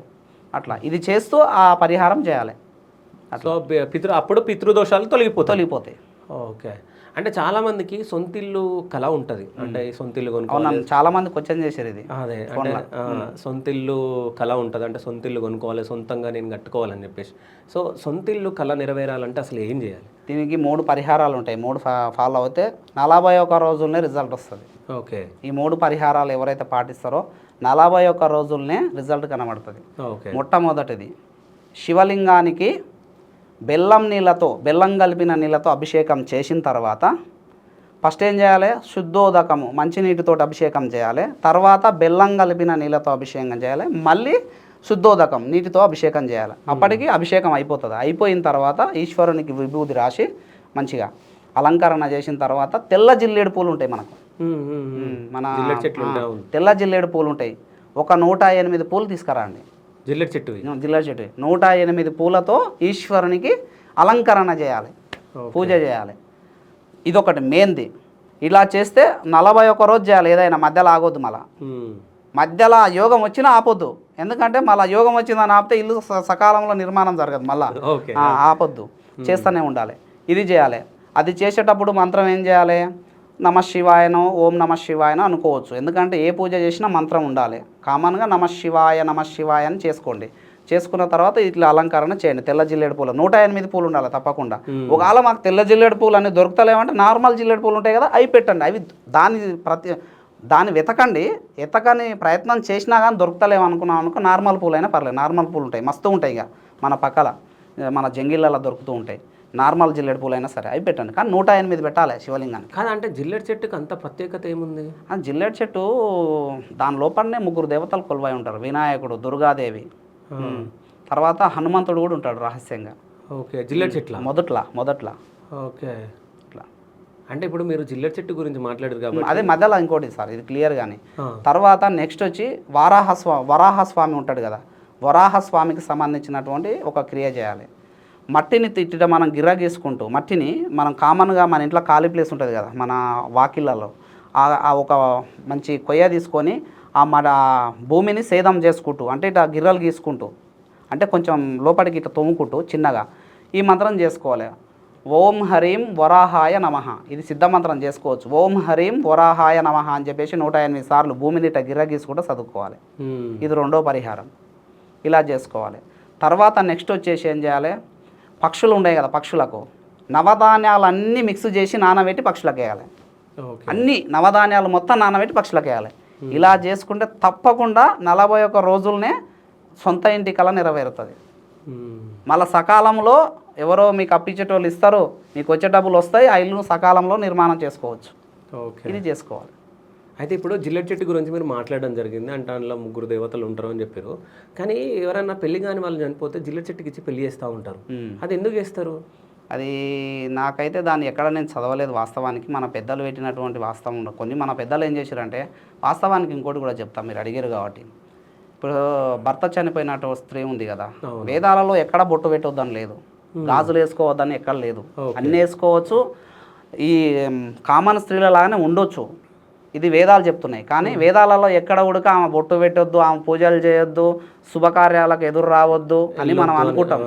వేదాలు చెప్పలే, వేదాలలో ఎక్కడ లేవు, పురాణాలలో ఎక్కడ లేదు, అవి మనం క్రియేట్ చేసుకున్నాం. మనం అంటే మన పెద్దలు అందులో ఉన్నటువంటి రహస్యం ఏంటంటే, ఆమెను పెద్దలు క్రియేట్ చేసిరు. ఎందుకు క్రియేట్ చేసిరు అంటే, వేదాలు చెప్పలే, పురాణాలు చెప్పలే, పెద్దలు క్రియేట్ చేసిరు. మన పెద్దలు పూర్వీకులు ఏం చేసిరంటే, ఆమెను చూస్తే మనం జాలి పడాలి అని ఆ బొట్టుకు దూరం ఉంచారు, ఈ గాజులకు దూరం ఉంచారు, అలంకరణకు దూరం ఉంచారు. చూడంగానే ఓహో పాపం భర్త చనిపోయిండు కదా, మనం గౌరవించాలి అన్నటువంటి ఒక బుద్ధి కలగాలని చెప్పేసి ఓకే అది క్రియేట్ చేసారు పెద్దలు. మన పెద్దలు ఏదో ఒకటి క్రియేట్ చేసినా దాని వెనుక ఉంటుంది, దాన్ని మంచిగా దీర్ఘంగా ఆలోచన చేస్తే వస్తుంది, తెలుసుకోవచ్చు మనం అట్లా ఆ విధంగా. అయితే ఇక్కడ తెల్ల జిల్లెడు చెట్టుకు పెళ్లి చేయాలని అంటూ లేదు. యాక్చువల్గా ఇంకో విషయం తెలుసా, అందరూ ఏమంటారు అంటే, భర్త చనిపోయిన ఆడోళ్ళు ఎదురొస్తే శుభకార్యం మంచిది కాదు, జరగదు అనుకుంటారు. కానీ ఇంకో విషయం తెలుసా, వాళ్ళు ఎప్పుడు ఎదురొచ్చినా శ్రీమాత్రే నమః అనుకోరి. ఓకే. ఎందుకు జరగదో చూద్దాం. కానీ మనం ఏమంటామో తెలుసా, నువ్వే నెగిటివ్ పలుకుతున్నావు, ఓ ఆయమ్మో ముండమోపులు ఎదురొచ్చారు నా పని పోయిందని ఎవరు పలుకుతారు, నువ్వే పలుకుతున్నావు, నీకే తలుగుతుంది ఆ నెగిటివ్. నువ్వు ఆలోచిస్తున్నావు కాబట్టి అదే జరుగుతుంది, విశ్వం అదే తీసుకుంటుంది. నువ్వు ఏ శబ్దం చేస్తున్నావో, ఏ ఊహిస్తావో అదే తీసుకుంటుంది. ఓకే. అట్లా మనం మంచి బుద్ధితో వాళ్ళకు శ్రీమాత్రే నమః అనుకున్నాం అనుకో, కథం అమ్మవారి స్వరూపంగా భావించాలి. ఈ విధంగా ఉంటే మనకి ఏ నెగిటివ్ తలకో అనుకున్న పనులు జరుగుతాయి. ఓకే. నాకెవరన్నా వీళ్ళు కనబడతారు కదా, భర్త లేని ఆ స్త్రీలు కనబడతారు కదా, నేను శ్రీమాత్రే నమః అనుకుంటా, దండం పెడతా అవసరం నా మనసులో శ్రీమాత్రే నమః అని అనుకుంటా, నాకు అన్ని శుభాలే జరుగుతాయి. అట్లా. సో అంటే ఇప్పుడు మనం అనుకున్న కోరికలు నెరవేరాలంటే అసలు ఏం చేయాలి? అంటే మన మంత్రాలు ఉంటాయి దానికి? అనుకున్న కోరికలు నెరవేరాలంటే ఫస్ట్ ఆఫ్ ఆల్ నేను ఒకటేంటంటే, ఒక ముడుపు గురించి చెప్తా. అనుకున్న కోరికలు నెరవేరాలంటే, కొబ్బరి చెట్టుకు కొబ్బరి బొండం పండుతుంది, బాగా పండి మంచిగా పండు మాగిన తర్వాత కింద దానంతట అదే కింద రాలుతుంది, దాన్ని తీసుకురావాలి. జనపనార ఉట్టి అని ఉంటుంది, మన పూర్వకాలంలో దొరుకుతుంది. ఆ ఉట్టిలో ఏ రోజు పెట్టాలి, అమావాస్య రోజన్నా పెట్టాలి, మంగళవారం రోజన్నా పెట్టాలి, లేకపోతే శుక్రవారం రోజన్నా పెట్టుకోవచ్చు. అయితే చేసేటప్పుడు ఒక మార్గం ఏంటంటే, దానికి గంధపు బొట్లు పెట్టాలి, దాని మీద ఓం అన్నా సరే, తర్వాత స్వస్తిక్ అన్నా సరే, ఇవి వేయాలి గుర్తులు, త్రిశూలం గుర్తైనా వేయాలి, ఎవరికి తోచింది అది వేసుకోండి. దాన్ని అలంకరించాలి. అంటే ఫస్ట్ దాన్ని శుభ్రంగా కడగాలి, తర్వాత బొట్లతోటి అలంకరించాలి. అలంకరించిన తర్వాత దానికి కర్పూర హారతి ఇవ్వాలి. దానికి ఏమైనా నెగిటివ్ ఉంటే పోతుంది. పోయిన తర్వాత దాన్ని ఏం చేయాలంటే, ఫస్ట్ ఆఫ్ ఆల్ ఒక మంత్రం చదువుకోవాలి, హనుమంతునికి సంబంధించిన శ్రీ హనుమతే నమః, శ్రీ హనుమతే నమః అని చెప్పేసి ఈ క్రియ చేస్తున్నప్పుడు, కడుగుతున్నప్పటి నుంచి మొదలుకుంటే దాని అలంకరణ మొత్తం అయిపోయిన దగ్గర ఈ మంత్రం మనసులో అనుకోవాలి. నేను అదే చెప్తున్నా, మంత్రం లేనిది క్రియ పనిచేయదు. ఫస్ట్ ఈ మంత్రం అనుకోవాలి. అనుకున్న తర్వాత దాన్ని ఒక జనపనార ఉట్టిలో పెట్టి, మన సింహద్వారం ఉంటుంది కదా, సింహద్వారానికి పైన కట్టాలి, లోపటి పక్క, బయట కాదు లోపటి పక్క కట్టాలి. నువ్వు బయటికి వెళ్ళేటప్పుడు ఏం చేయాలి, ఆ కొబ్బరి బొండాన్ని చూసుకుంటూ నమస్కరించి నీ కోరిక ఏదో కోరుకొని పో, అదొకటి. తర్వాత కొంతమందికి చింతలు ఉంటాయి. చింతలు అంటే నేను ఇంత సంపాదించాలి, అంత సంపాదించాలి, నాకు ఏముంటాయి కొన్ని మా మనసులో బయటికి చెప్పుకోలేని కోరికలు ఉంటాయి. అలాంటి వాళ్ళు ఏం చేయాలి, ఇంకో అద్భుతమైనటువంటి రెమెడీ చెప్తా. చిత్తా నక్షత్రం ఉన్న రోజు చింత చెట్టు దగ్గరికి వెళ్ళాలి. చింత చెట్టు దగ్గర 2-3 అగరబత్తులు ముట్టించాను, అంతే, ఏం లేదు. 2-3 అగరబత్తులు ముట్టించిన తర్వాత ఒక 27 ప్రదక్షిణలు చేయండి. చండీ మంత్రం, ఓం చండీదేవాయ నమః, ఓం చండీదేవతాయ నమః, ఓం చండీదేవతాయ నమః, ఈ మంత్రం చేసుకుంటూ 27 ప్రదక్షిణలు చేసుకోండి. చేసుకున్న తర్వాత మొదట్లో మొక్కి ఉత్తరం వైపు పారినటువంటి కొమ్మ ఉంటుంది, ఉత్తరం సైడ్ ఉన్నటువంటి కొమ్మ ఒకటి తెచ్చుకోవాలి. గింతది ఒక 3-7 కొమ్మ తెచ్చుకోవాలి. తెచ్చుకొని ఇంటికి వచ్చిన తర్వాత దానికి ధూపదీప నైవేద్యాలు ఇచ్చి పూజా గదిలో ఒక రోజు మొత్తం ఉండనించాలి. పూజా గదిలో పెట్టి ఏం చేయాలి, ధూప దీప నైవేద్యాలు ఇవ్వాలి. ఇచ్చిన తర్వాత మరో తెల్లారి ఉంటుంది కదా, సూర్యోదయం తర్వాత మరుతరి రోజు, ఆ రోజు ఏం చేయాలి, మల తెల్లారి అంటారు కదా, మరుతరి రోజు దాన్ని తీసుకొచ్చి ఏం చేయాలి, సూర్యుడు ఉదయిస్తుంటాడు కదా, అప్పుడు ఆ సింహద్వారానికి కట్టాలి పైన అడ్డంగా. ఓకే, ఇంట్లో లోపల పక్కనంగా. ఇట్లా చేస్తే తప్పకుండా మనసులో ఉన్నటువంటి కోరికలు మొత్తం నెరవేరుతాయి, చింతలు తీరుతాయి అంతే. ఇంకా ఓకే, ఇది తాళపత్ర గ్రంథాల్లో చెప్పిన అద్భుత రెమెడీ. ఇది చాలా మందికి ఇది ఫలించింది నేను చెప్పింది. అట్లా అప్పుడు ఏం చేయాలి, రోజున చిత్తకొమ్మను చూసి నమస్కరించుకొని బయటికి వెళ్ళాలి, అలా కోరికను మనసులో ఊహించుకొని బయటికి వెళ్ళాలి. ఓకే, అంటే చాలామందికి దీర్ఘకాలిక రోగాలు ఉంటాయి, అంటే వాళ్ళకి ఏదో ఒక రోగం ఉంటుంది. సో అవి తగ్గాలంటే చెప్పాను కదా సార్ ఇంతసేపే, అది గరుడ పురాణంలో చెప్పిండ్రు కదా, ఆ మంత్రం చేసుకోవాలి. ప్రారాబ్ధ కర్మ. మీరు తర్వాత నేను సర్వగాయత్రి మంత్రం అని చెప్పిన, ఆ మంత్రం తర్వాత అది విష్ణువుకు సంబంధించిన మంత్రం 2 చెప్పి ఆ మంత్రాలు చేసుకుంటే దీర్ఘకాలిక రోగాలు తగ్గుతాయి, 100% తగ్గుతాయి. ఓకే, అంటే చాలామందికి, అంటే ఇన్నిగానని చెప్తారు కాబట్టి ఇంకోటి కూడా అడుగుతున్నాం, చాలామంది పిల్లలు లేని సమస్య చాలామందికి ఉంటుంది, అంటే సంతానం లేకుండా చాలామంది ఉన్నారు. ఓకే, సంతానం కలగాలంటే అసలు ఏం చేయాలి? నాకు చాలా కాల్స్ వచ్చినాయి ఆ విషయంలో కూడా. ఓకే, ఫస్ట్ ఇంటర్వ్యూ తర్వాత ఒక 1000 మంది ఇదే సమస్యతోటి నాకు ఫోన్లు చేయడం, ఏడిషిరు నా దగ్గరకు వచ్చి కూడా. అయితే వీళ్ళు ఏం చేయాలంటే, ఫస్ట్ ఆఫ్ ఆల్ వీళ్ళకు ఒక పూజ విధానం ఉంటుంది, తర్వాత తాంత్రిక క్రియ చేయాలంటుంది. ఫస్ట్ ఆఫ్ ఆల్ ఏం చేయాలంటే వీళ్ళు ప్రతి మంగళవారాన్ని చూసుకోవాలి. ప్రతి మంగళవారం ఏం చేయాలంటే ఈశ్వరునికి విభూది కలిపిన నీళ్ళతో అభిషేకం చేయాలి. ఓకే, నమ శివాయ అనుకుంటా విభూది నీళ్ళల్లో కలిపి ఆ నీటితో అభిషేకం చేయాలి. విభూది కలిపిన నీళ్ళతో అభిషేకం చేసిన తర్వాత ఉమెంత పూలతోటి ఈశ్వరుని అలంకరించాలి. ఓకే, కనీసం 6 ఉమెంత పూలైనా సరే శివలింగం పైన పెట్టాలి. ఇట్లా ప్రతి మంగళవారం చేయాలి.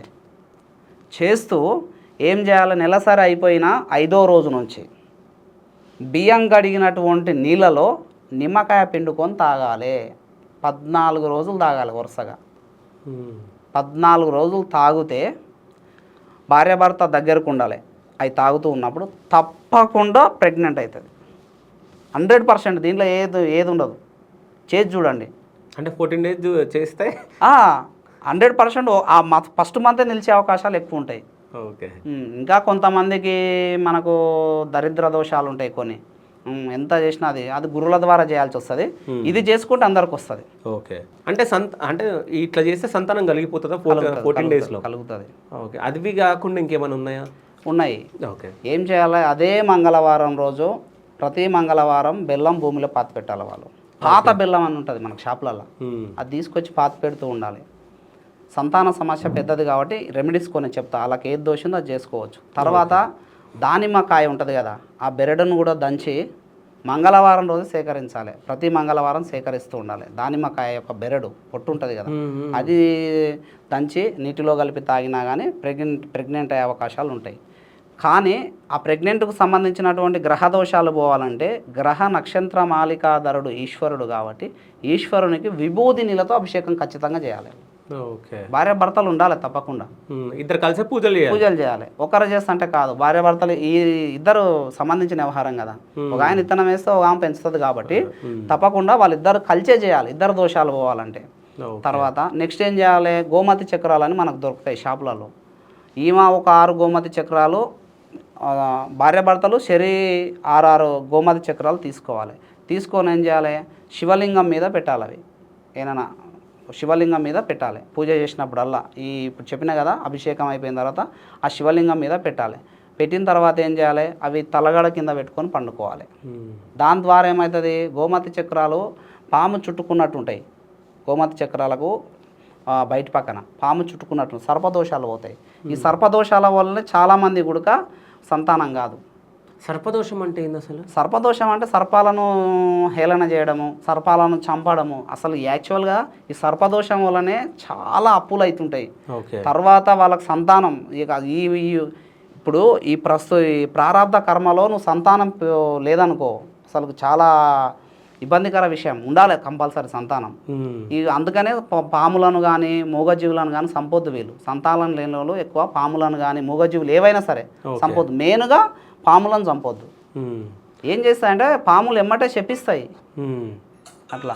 ఇట్లా జరుగుతుంది. ఓకే, అయితే ఇప్పుడు మీరు సర్పాల గురించి మాట్లాడారు కాబట్టి రాత్రి నేను ఒక వీడియో చూడడం జరిగింది. ఒకసారి మిమ్మల్ని మీరు చూడమంటే ఒకసారి చూడండి.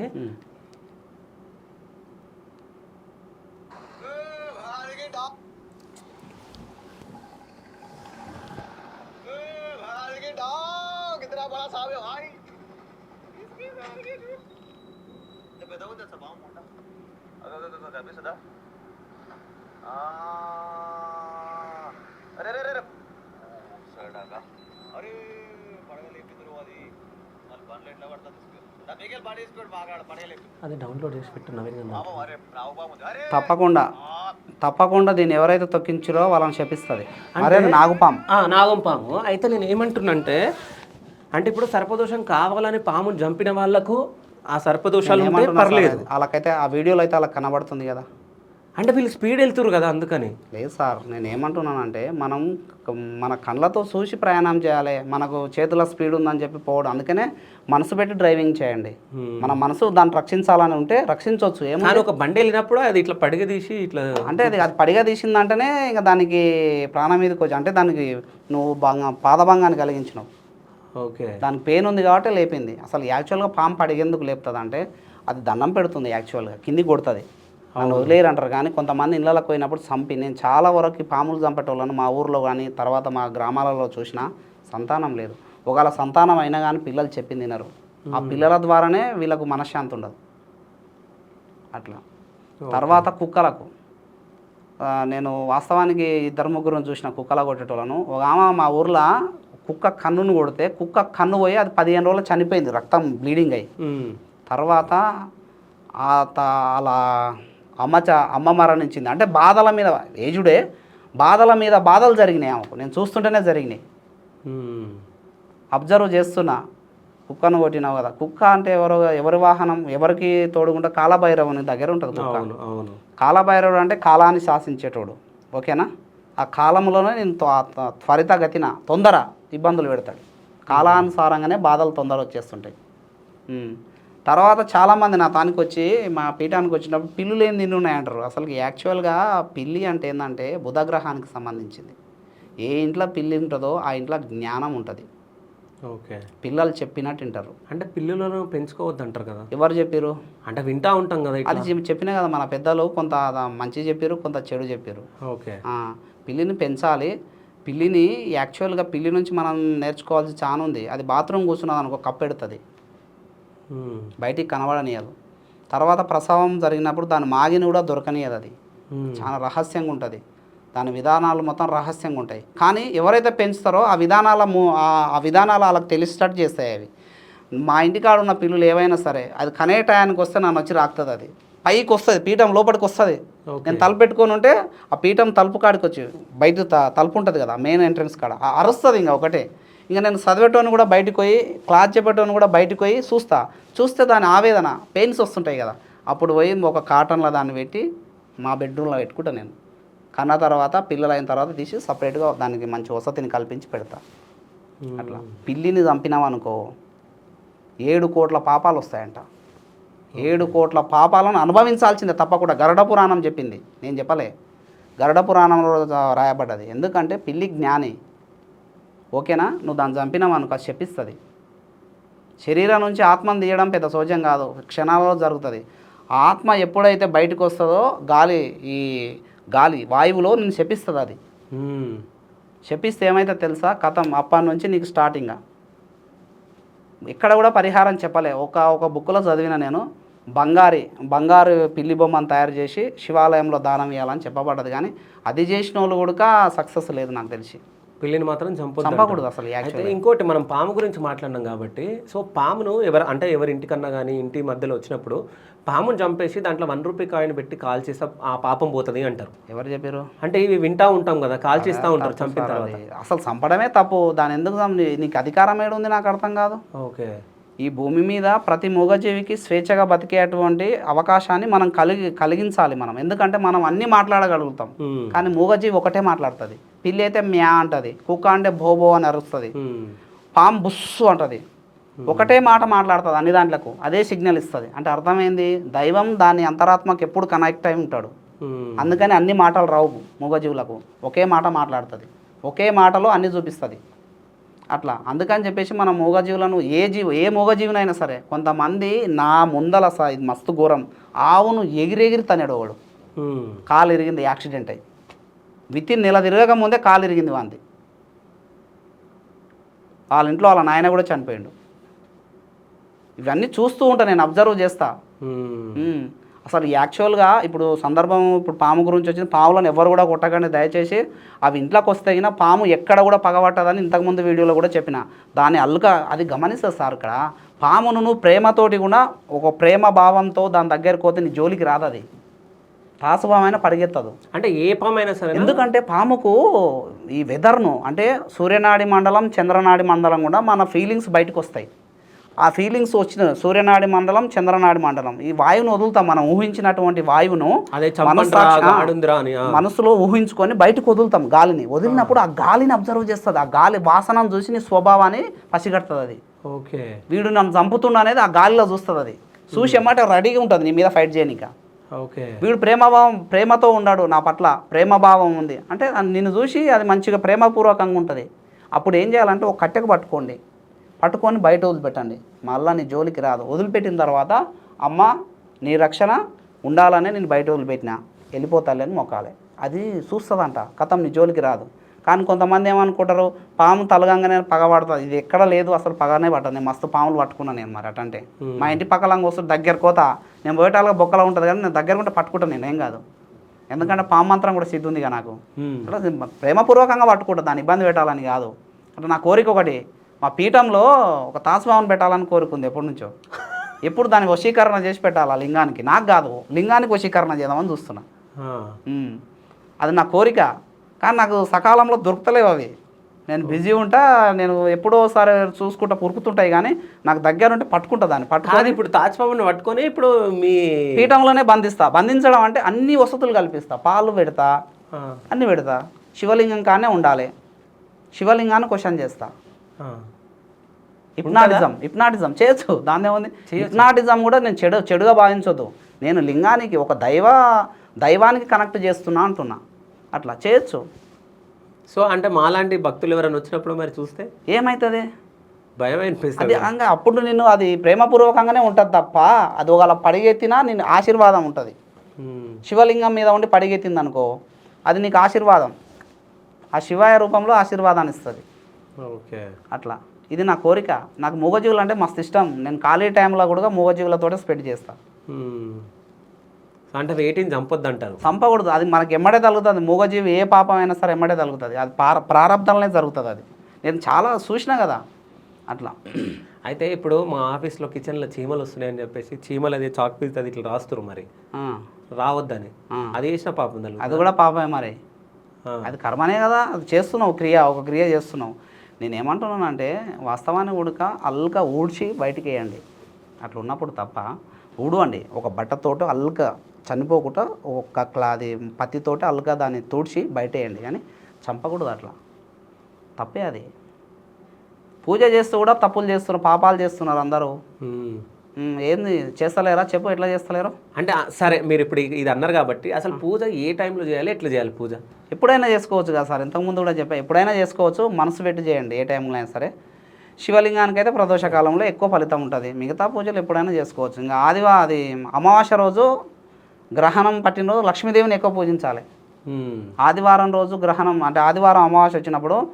లక్ష్మీదేవిని ఎక్కువ పూజించాలి ఆదివారం ఏ అమావాస్యకైనా లక్ష్మీ పూజ చేస్తే ఫలితం ఎక్కువ ఉంటుంది అట్లా అయితే దీపావళి రోజు లక్ష్మీ పూజ నైట్లో చేస్తే బెటర్ పొద్దున చేస్తే నైట్ చేస్తే ఫలితం ఎక్కువ ఉంటుంది నైట్ చేస్తే ఫలితం ఉంటుందా ఎందుకంటే గుడ్ల గూబ వాహనంతో అమ్మవారు మన ఇంటిని సంచరిస్తుందంట అందుకని చెప్పేసి ఏం చేయాలి లక్ష్మీ పూజ దీపావళి రోజు అర్ధరాత్రి చేయాలి అది తాంత్రిక క్రియ అది అది మార్వాడీస్ ఎక్కువ చేస్తారు అదే మార్వాడీస్ ఎక్కువ చేస్తారు అవును కానీ యంత్ర ప్రతిష్ఠ ఉండాలి అట్లా చేసేటప్పుడు యంత్ర ప్రతిష్ఠ ఉండకపోతే కొంచెం ఇబ్బంది ఉంటుంది ఓకే యంత్ర ప్రతిష్ఠ చేసుకోవాలి లక్ష్మీ యంత్ర ప్రతిష్ఠ చేసుకొని పూజ చేసుకోవాలి ఆ పటాన్ని దాని మీద పెట్టాలి విగ్రహం ఉంటే విగ్రహం దాని మీద పెట్టాలి నేను ఏమంటున్నానంటే నువ్వు విగ్రహం పెట్టుకుంటావా పటం పెట్టుకుంటావా ఏదైనా ప్రాణప్రతిష్ఠ ఉండాలి ప్రాణప్రతిష్ఠ లేనిది స్థితిగతులు లేని శక్తులు మొత్తం ఆ పటాన్ని లోపలికి పోతాయి నువ్వు మొక్కినప్పుడు నెగిటివ్ ఇస్తాయి నెగిటివ్ పాజిటివ్ ఉండదు. ఎందుకంటే లక్ష్మి చూస్తున్న లక్ష్మినే మొక్కుతున్నావు నువ్వు తప్ప ఆ లోపల లక్ష్మి లేదు. ఒక విగ్రహం కూడా తెచ్చుకుంటారు, పూజ చేస్తారు, ఫలితాలు లేవు సార్ అంటారు. అట్లా కాదు, గురువులు ఉన్నారు, మంచి మంచి గురువులు ఉన్నారు. మేమే కాదు, నాకంటే గొప్పోళ్ళు ఉన్నారు. వాళ్ళ దగ్గరికి పోయి ఏం చేయాలి సార్, నమస్కరించి మర్యాదపూర్వకంగా ఇది కొంచెం ప్రాణప్రతిష్ఠ చేయండి సార్, వాళ్ళు ఇట్లా తలినా చాలు. ఎందుకంటే వాళ్ళు ఎప్పుడు మంత్రం అంతర్గతంగా చేస్తూనే ఉంటారు. అది దేవునికి మనసే ఇస్తాం సార్, ఏది ఇయ్యం. నేను పూజ చేసేటప్పుడు చాలామంది కూడా సార్ మీ దేవునికి పూలు పెట్టవు, మీ దేవునికి ఓసారి దీపం పెట్టరు, ఏంది సార్ అంటే, నాకు ఏది లేకున్నా నా మనసే ఆ దీప రూపంలో ఇస్తా సార్. ఇప్పుడు నాకు పూలు లేవు, పూల బదులు నా మనసునిస్తున్న స్వామి అని చెప్తా. దీపం పెట్టలేదనుకో, దీపం బదులు నా మనసునిస్తున్న స్వామి అని చెప్తా. నైవేద్యం పెట్టలేదనుకో, నైవేద్యం బదులు నా మనసునిస్తున్నా. దత్తాత్రేయుడు ఇట్నే కదా పూజ చేసింది, శివలింగ పూజ. దత్తాత్రేయుడు శివలింగాన్ని పూజించినప్పుడు ఈ నియమాలు ఉంటాయి. నాది కూడా అట్నే ఉంటుంది, నా పీఠంలో కూడా. కాదు నేను ఇది ఒక వీడియో కూడా చూడడం జరిగింది. అంటే బాగా ఉన్నోళ్ళు ఏంటంటే పూజలు చేస్తూ ఉంటారు, ఆ పువ్వు తెచ్చి ఇవి పువ్వు అవి ఇవన్నీ. కానీ లేనామె ఒక ఆమె ఉండి జస్ట్ ఏదో వాళ్ళ ఇంట్లో ఉన్నది వండి పెడుతుంది. కానీ ఈమెకు కోరికలు కోరుకున్నవి నెరవేరాయి, ఇవి నెరవేరుతాయి. అంటే మనసు ఎంత శుద్ధితోటి చేస్తే, కష్టపడి ఉంది ఆల్రెడీ, ఆ బాధతో వండి పెడుతుంది. బాధ పడుతున్నప్పుడు అంతరాత్మ కనెక్ట్ అవుతుంది వాళ్ళకు. ఉదాహరణకు ఎట్లా కనెక్ట్ అవుతుంది అంటే చూడండి, ఒక అడవిలో నువ్వు వెళ్తున్నావు, విహారయాత్రకు పోయినావు. ఇప్పుడు శ్రీశైలం అడవిలోకి పోయినావు అనుకుందాం. పోయినప్పుడు ఒక ఎలుగుబంటి నిన్న అడవి బాగుంది, ప్రకృతి బాగుందని కార్లోకి వెళ్ళి దిగున్నావు అనుకుందాం. కొంచెం లోపలికి పోయినావు అనుకో, ఎలుగుబంటి నిన్ను ఎమ్మడి పడ్డది. నువ్వు ఉన్న పొలంగా ఎంత పెద్ద చెట్టునైనా ఎక్కుతావు, దిగేటప్పుడు మాత్రం తెలుస్తుంది, సుక్కలు చూస్తావు. కారణం ఏంటంటే ఎక్కేటప్పుడు అంతరాత్మ కనెక్ట్ అవుతుంది. ఓకే, అంతరాత్మ కనెక్ట్ అయితే మనిషి ఏదైనా సాధిస్తాడు. దాన్ని కనెక్ట్ చేసుకోవాలంటే ఫస్ట్ మంత్రజపం ఇంపార్టెంట్. ఓకే, ఎవరైతే మంత్రజపం నిత్యం చేస్తారో అంతరాత్మ ఎప్పుడంటే అప్పుడు యాక్టివేట్ అవుతుంది. ఇంకొక విషయం చెప్పనా సార్, అక్షయ పాత్రను నేను తయారు చేస్తా. ఓకే, నేను చేసి చూసినా కూడా మనం ఒక ఋషి తంత్రంలో చెప్పబడ్డది ఇది. ఒక ఎండి పళ్ళెం ఉంది కదా, ఎండి పళ్ళెని అక్షయ పాత్రగా కూడా మార్చొచ్చు. కొన్ని బీజాక్షరాలు దాంట్లో రాసి ప్రాణప్రతిష్ఠ చేయాలి. అందులో అన్నం తినేవాడు ఈ విధంగా ఒక ఎండిని, కొంత ఉన్నోళ్ళు ఉంటారు కదా, ఒక ఎండి ప్లేటును తయారు చేసుకొని నా దగ్గర తీసుకొస్తే దాని మధ్యలో నేను కొన్ని బీజాక్షరాలు రాస్తా, సిరతోటి రాసి గంటంతో రాసి దానికి ప్రాణప్రతిష్ఠ చేస్తా. ఎలాంటి ప్రాణప్రతిష్ఠ చేస్తా, అక్షయ పాత్రకు ఉన్నటువంటి శక్తిని దానికి ప్రవేశపెట్టినప్పుడు నువ్వే తయారు చేసుకున్నావు అనుకో, దాంట్లో నువ్వు తిన్నావు అనుకో, నువ్వు ఎప్పుడైనా 1000 మందికి అన్నదానం చేసేంత ఫలితం ఉంటుంది, అంత కెపాసిటీ ఉంటుంది నీకు దాంట్లో తింటున్నప్పుడు. డబ్బుకు కొదవ ఉండదు, అన్నదానాలకు కొదవ ఉండదు, నువ్వు 10 మందికి ఎప్పుడు అన్నం పెడుతూనే ఉంటావు, అంత ఉంటుంది. అంటే మనం కరెక్ట్ మనసు పెట్టి చేస్తే ఏదైనా సాధించవచ్చు. కాకపోతే కొన్ని గుప్త విద్యలు బయట చెప్పాలి, కొన్ని చెప్పకూడదు. శాస్త్రం మనకు ఋషులు చెప్పారు, ఏవి చెప్పాలో అవి చెప్పాలి, ఏవి చెప్పకూడదో అవి చెప్పకూడదు. ఓకే, అయితే ఇంకో క్వశ్చన్, ఇప్పుడు చాలా మంది కొత్త బండ్లు కొంటూ ఉంటారు, అంటే వాహనాలు కొంటూ ఉంటారు, కొన్ని రోజులకే యాక్సిడెంట్లు అవుతూ ఉంటాయి. ఇది కూడా నాకు చాలామంది క్వశ్చన్ చేసినటువంటిది ఈ ప్రశ్న కూడా. మేము బండి కొన్నామంటే యాక్సిడెంట్ అవుతుంది సార్, ఏంది ఈ కథ ఏంది? రాత్రులు కొన్ని చికెన్ షాపులకు నైట్ పూట తిరుగుతూ ఉంటాయి మన వెహికల్స్, చికెన్ షాపులను కోళ్ళను మోసేటివి, అవి ఎక్కువ యాక్సిడెంట్లు అవుతుంటాయి. తర్వాత నైట్ జర్నీ, లారీలు ఎక్కువ జర్నీ చేస్తుంటారు నైట్ పూట, ఇవి కూడా ఎక్కువ యాక్సిడెంట్లు అవుతుంటాయి. వీళ్ళు నాకు ఫోన్లు చేసి అడగడం జరిగింది. దీనికి రెమెడీ ఏంటంటే అద్భుతమైనటువంటి రెమెడీ చెప్తా. ఫస్ట్ ఆఫ్ ఆల్ ఏం చేయాలంటే, మంచి రోజు చూసుకోండి, ఏ రోజైనా సరే. ఆ రోజు ఏం చేయాలంటే, ఇప్పుడు శుక్రవారం గడుతున్నాం అనుకో, శుక్రహోరలా చూసుకోవాలి. శుక్రహోర 3 సార్లు వస్తుంది శుక్రవారం. ఎప్పుడు వస్తుంది? ఉదయం 6 నుంచి 7, మధ్యాహ్నము 1 నుంచి 2, రాత్రి 8 నుంచి 9. ఈ 3 హోరాకాలాలు ఉంటాయి. ఆ రోజు ఏ రోజు అయితే ఉంటుందో ఆ రోజుకు. ఆ హోరాకాలంలో ఏం చేయాలంటే, ఎరుపు రిబ్బెను, ఎల్లో కలర్ రిబ్బెను 2 జత చేయాలి. దాంట్లో జత చేసి స్టీరింగ్ కట్టుకోవాలి. ఓకే, స్టీరింగ్ కట్టుకోవాలి. తర్వాత ఏం చేయాలి, ఆ అద్దం ఉంటుంది కదా వెహికల్స్కి, దేనికైనా ముందు భాగంలో ఒక మంత్రం రాసుకోవాలి. అది ఎట్లా రాసుకోవాలి? గ్రీన్ స్టిక్కరింగ్ తోటి రాసుకోవాలి. రేడియం పెడుతుంది, గ్రీన్ రేడియంతో రాసుకోవాలి. అదేంటంటే ఓం వృషభాయ నమః. ఎవరు వెహికల్ ముందు ఈ మంత్రం రాసుకుంటారు, అది బైక్ ఉండొచ్చు, కారు ఉండొచ్చు, ఏది ఉండొచ్చు. ఇప్పుడు నా కారు కూడా అదే ఉంటుంది, నా కారుకి ఎన్నడూ కూడా యాక్సిడెంట్ జరగవు. అయితే ఆ మంత్రం అద్దం పైన కానీ ముందు భాగంలో రాయాలి. ఏంది? ఓం వృషభాయ నమః, ఈ మంత్రం రాయించాలి. తర్వాత ఈ yellow colour ribbon, red colour ribbon కలిపి కట్టాలి స్టీరింగ్కు. కడితే అప్పటి నుంచి యాక్సిడెంట్లు జరగడం కట్ అయిపోతాయి, ఇంకా జరగవు యాక్సిడెంట్లు. వాడు నైట్ పూట బాగా నిద్ర మూమెంట్లో నడిపినా కానీ మెలికి వస్తుంది, ఏమంటే ఆపుకుంటాడు. కారణం ఏంటంటే ఆడ 2 గ్రహాలను కలుపుతున్నాం అక్కడ. యాక్సిడెంట్ కారకుడు కుజుడు, ఆ కుజునికి ఎవరిని దశ చేసినాం? జ్ఞానం పెరగాలంటే గురువు కదా. ఎల్లో కలర్ రిబ్బన్ అంటేనే గురువు, రెడ్ కలర్ రిబ్బన్ అంటే కుజుడు. కుజుడు యాక్సిడెంట్ చేపించే కారకుడు కాబట్టి ఆ కుజునికి ఎవరిని దశ చేసినాం? ఎల్లో కలర్ రూపంలో గురువు గ్రహాన్ని మనం దశ చేసినాం కాబట్టి జ్ఞానం పెరుగుతుంది. జ్ఞానం ఉందంటే నువ్వు యాక్సిడెంట్ చేయవు కదా, నీకు కనబడుతుంది అంతా, బుద్ధి చెప్తుంది ఆల్రెడీ. ఈ విధంగా ఉంటుంది. ఇలా చేసుకుంటే యాక్సిడెంట్లు జరగవు. ఇలా ఉండాలి. తర్వాత ప్రతి అర్ధరాత్రి బండి ఎక్కడ ఆపినా సరే 2 అగరబత్తులు ముట్టించండి. అగరబత్తులు ముట్టించి ధూపం వేయండి. ప్రతి అమావాస్య రోజు ఓనర్లు ఉంటారు కదా, ఓనర్లే చేయాలి ఇది. ఓనర్ ఉంటారు కదా, ఓనర్లు వాళ్ళు ఏం చేయాలి? ధూపం వేయాలి. ప్రతి అమావాస్య రోజు ధూపం వేయాలి. ఏ ధూపం? సాంబ్రాన్ ధూపం వేయాలి. సాంబ్రాన్ ధూపం వేసుకుంటూ దుర్గాదేవి యొక్క నామమంత్రం దుర్గాజై నమః దుర్గాజై నమః అని బండి చుట్టూ ధూపం చూపించాలి. ఇలా చేస్తే యాక్సిడెంట్లు జరగవు. నేను చాలా బండ్లకు ఇచ్చిన, ఇది ఎక్కడ కూడా యాక్సిడెంట్ లేదు. ఓకే. ఇది సో అంటే ఇప్పుడు ఉన్నది మనం కలియుగం. ఈ కలియుగంలో మనం పూజిస్తే ఎక్కువ ఏ దేవతలను పూజిస్తే ఫలిస్తాయి కోరికలు? ఇది కూడా మంచి క్వశ్చన్. ఏంటంటే కలియుగంలో కర్పూర కాళీతంత్రం. ఓకే. కర్పూర కాళీతంత్రంలో ఏం చెప్పబడ్డదంటే, కలియుగంలో పిలిస్తే పలికే స్త్రీ దేవతల చెప్పేది ఫస్ట్ స్త్రీ దేవతలు. అందులో అయితే కాళీ పిలిస్తే పలుకుతుంది అంతే. ఇక కాళీ అంటే చూస్తుందంట ఆమె. అట్లా కాళికాదేవిని పూజించాలి. కలియుగంలో తొందర కర్మలు పోవాలంటే కలియుగంలో కాళికాదేవిని పూజించాలి. స్త్రీ దేవతలు అలా అయితే ఎలా పూజించాలి? అమ్మవారికి తెల్ల జిల్లేడు పూల మాల, పటం అయితే పటం, తెల్ల జిల్లేడు పూలు ఉంటాయి కదా, ఆ మాలతో తొందర కోరికలు నెరవేరుతాయి. అమ్మవారికి తెల్ల జిల్లేడు పూలు అంటే చాలా ఇష్టం.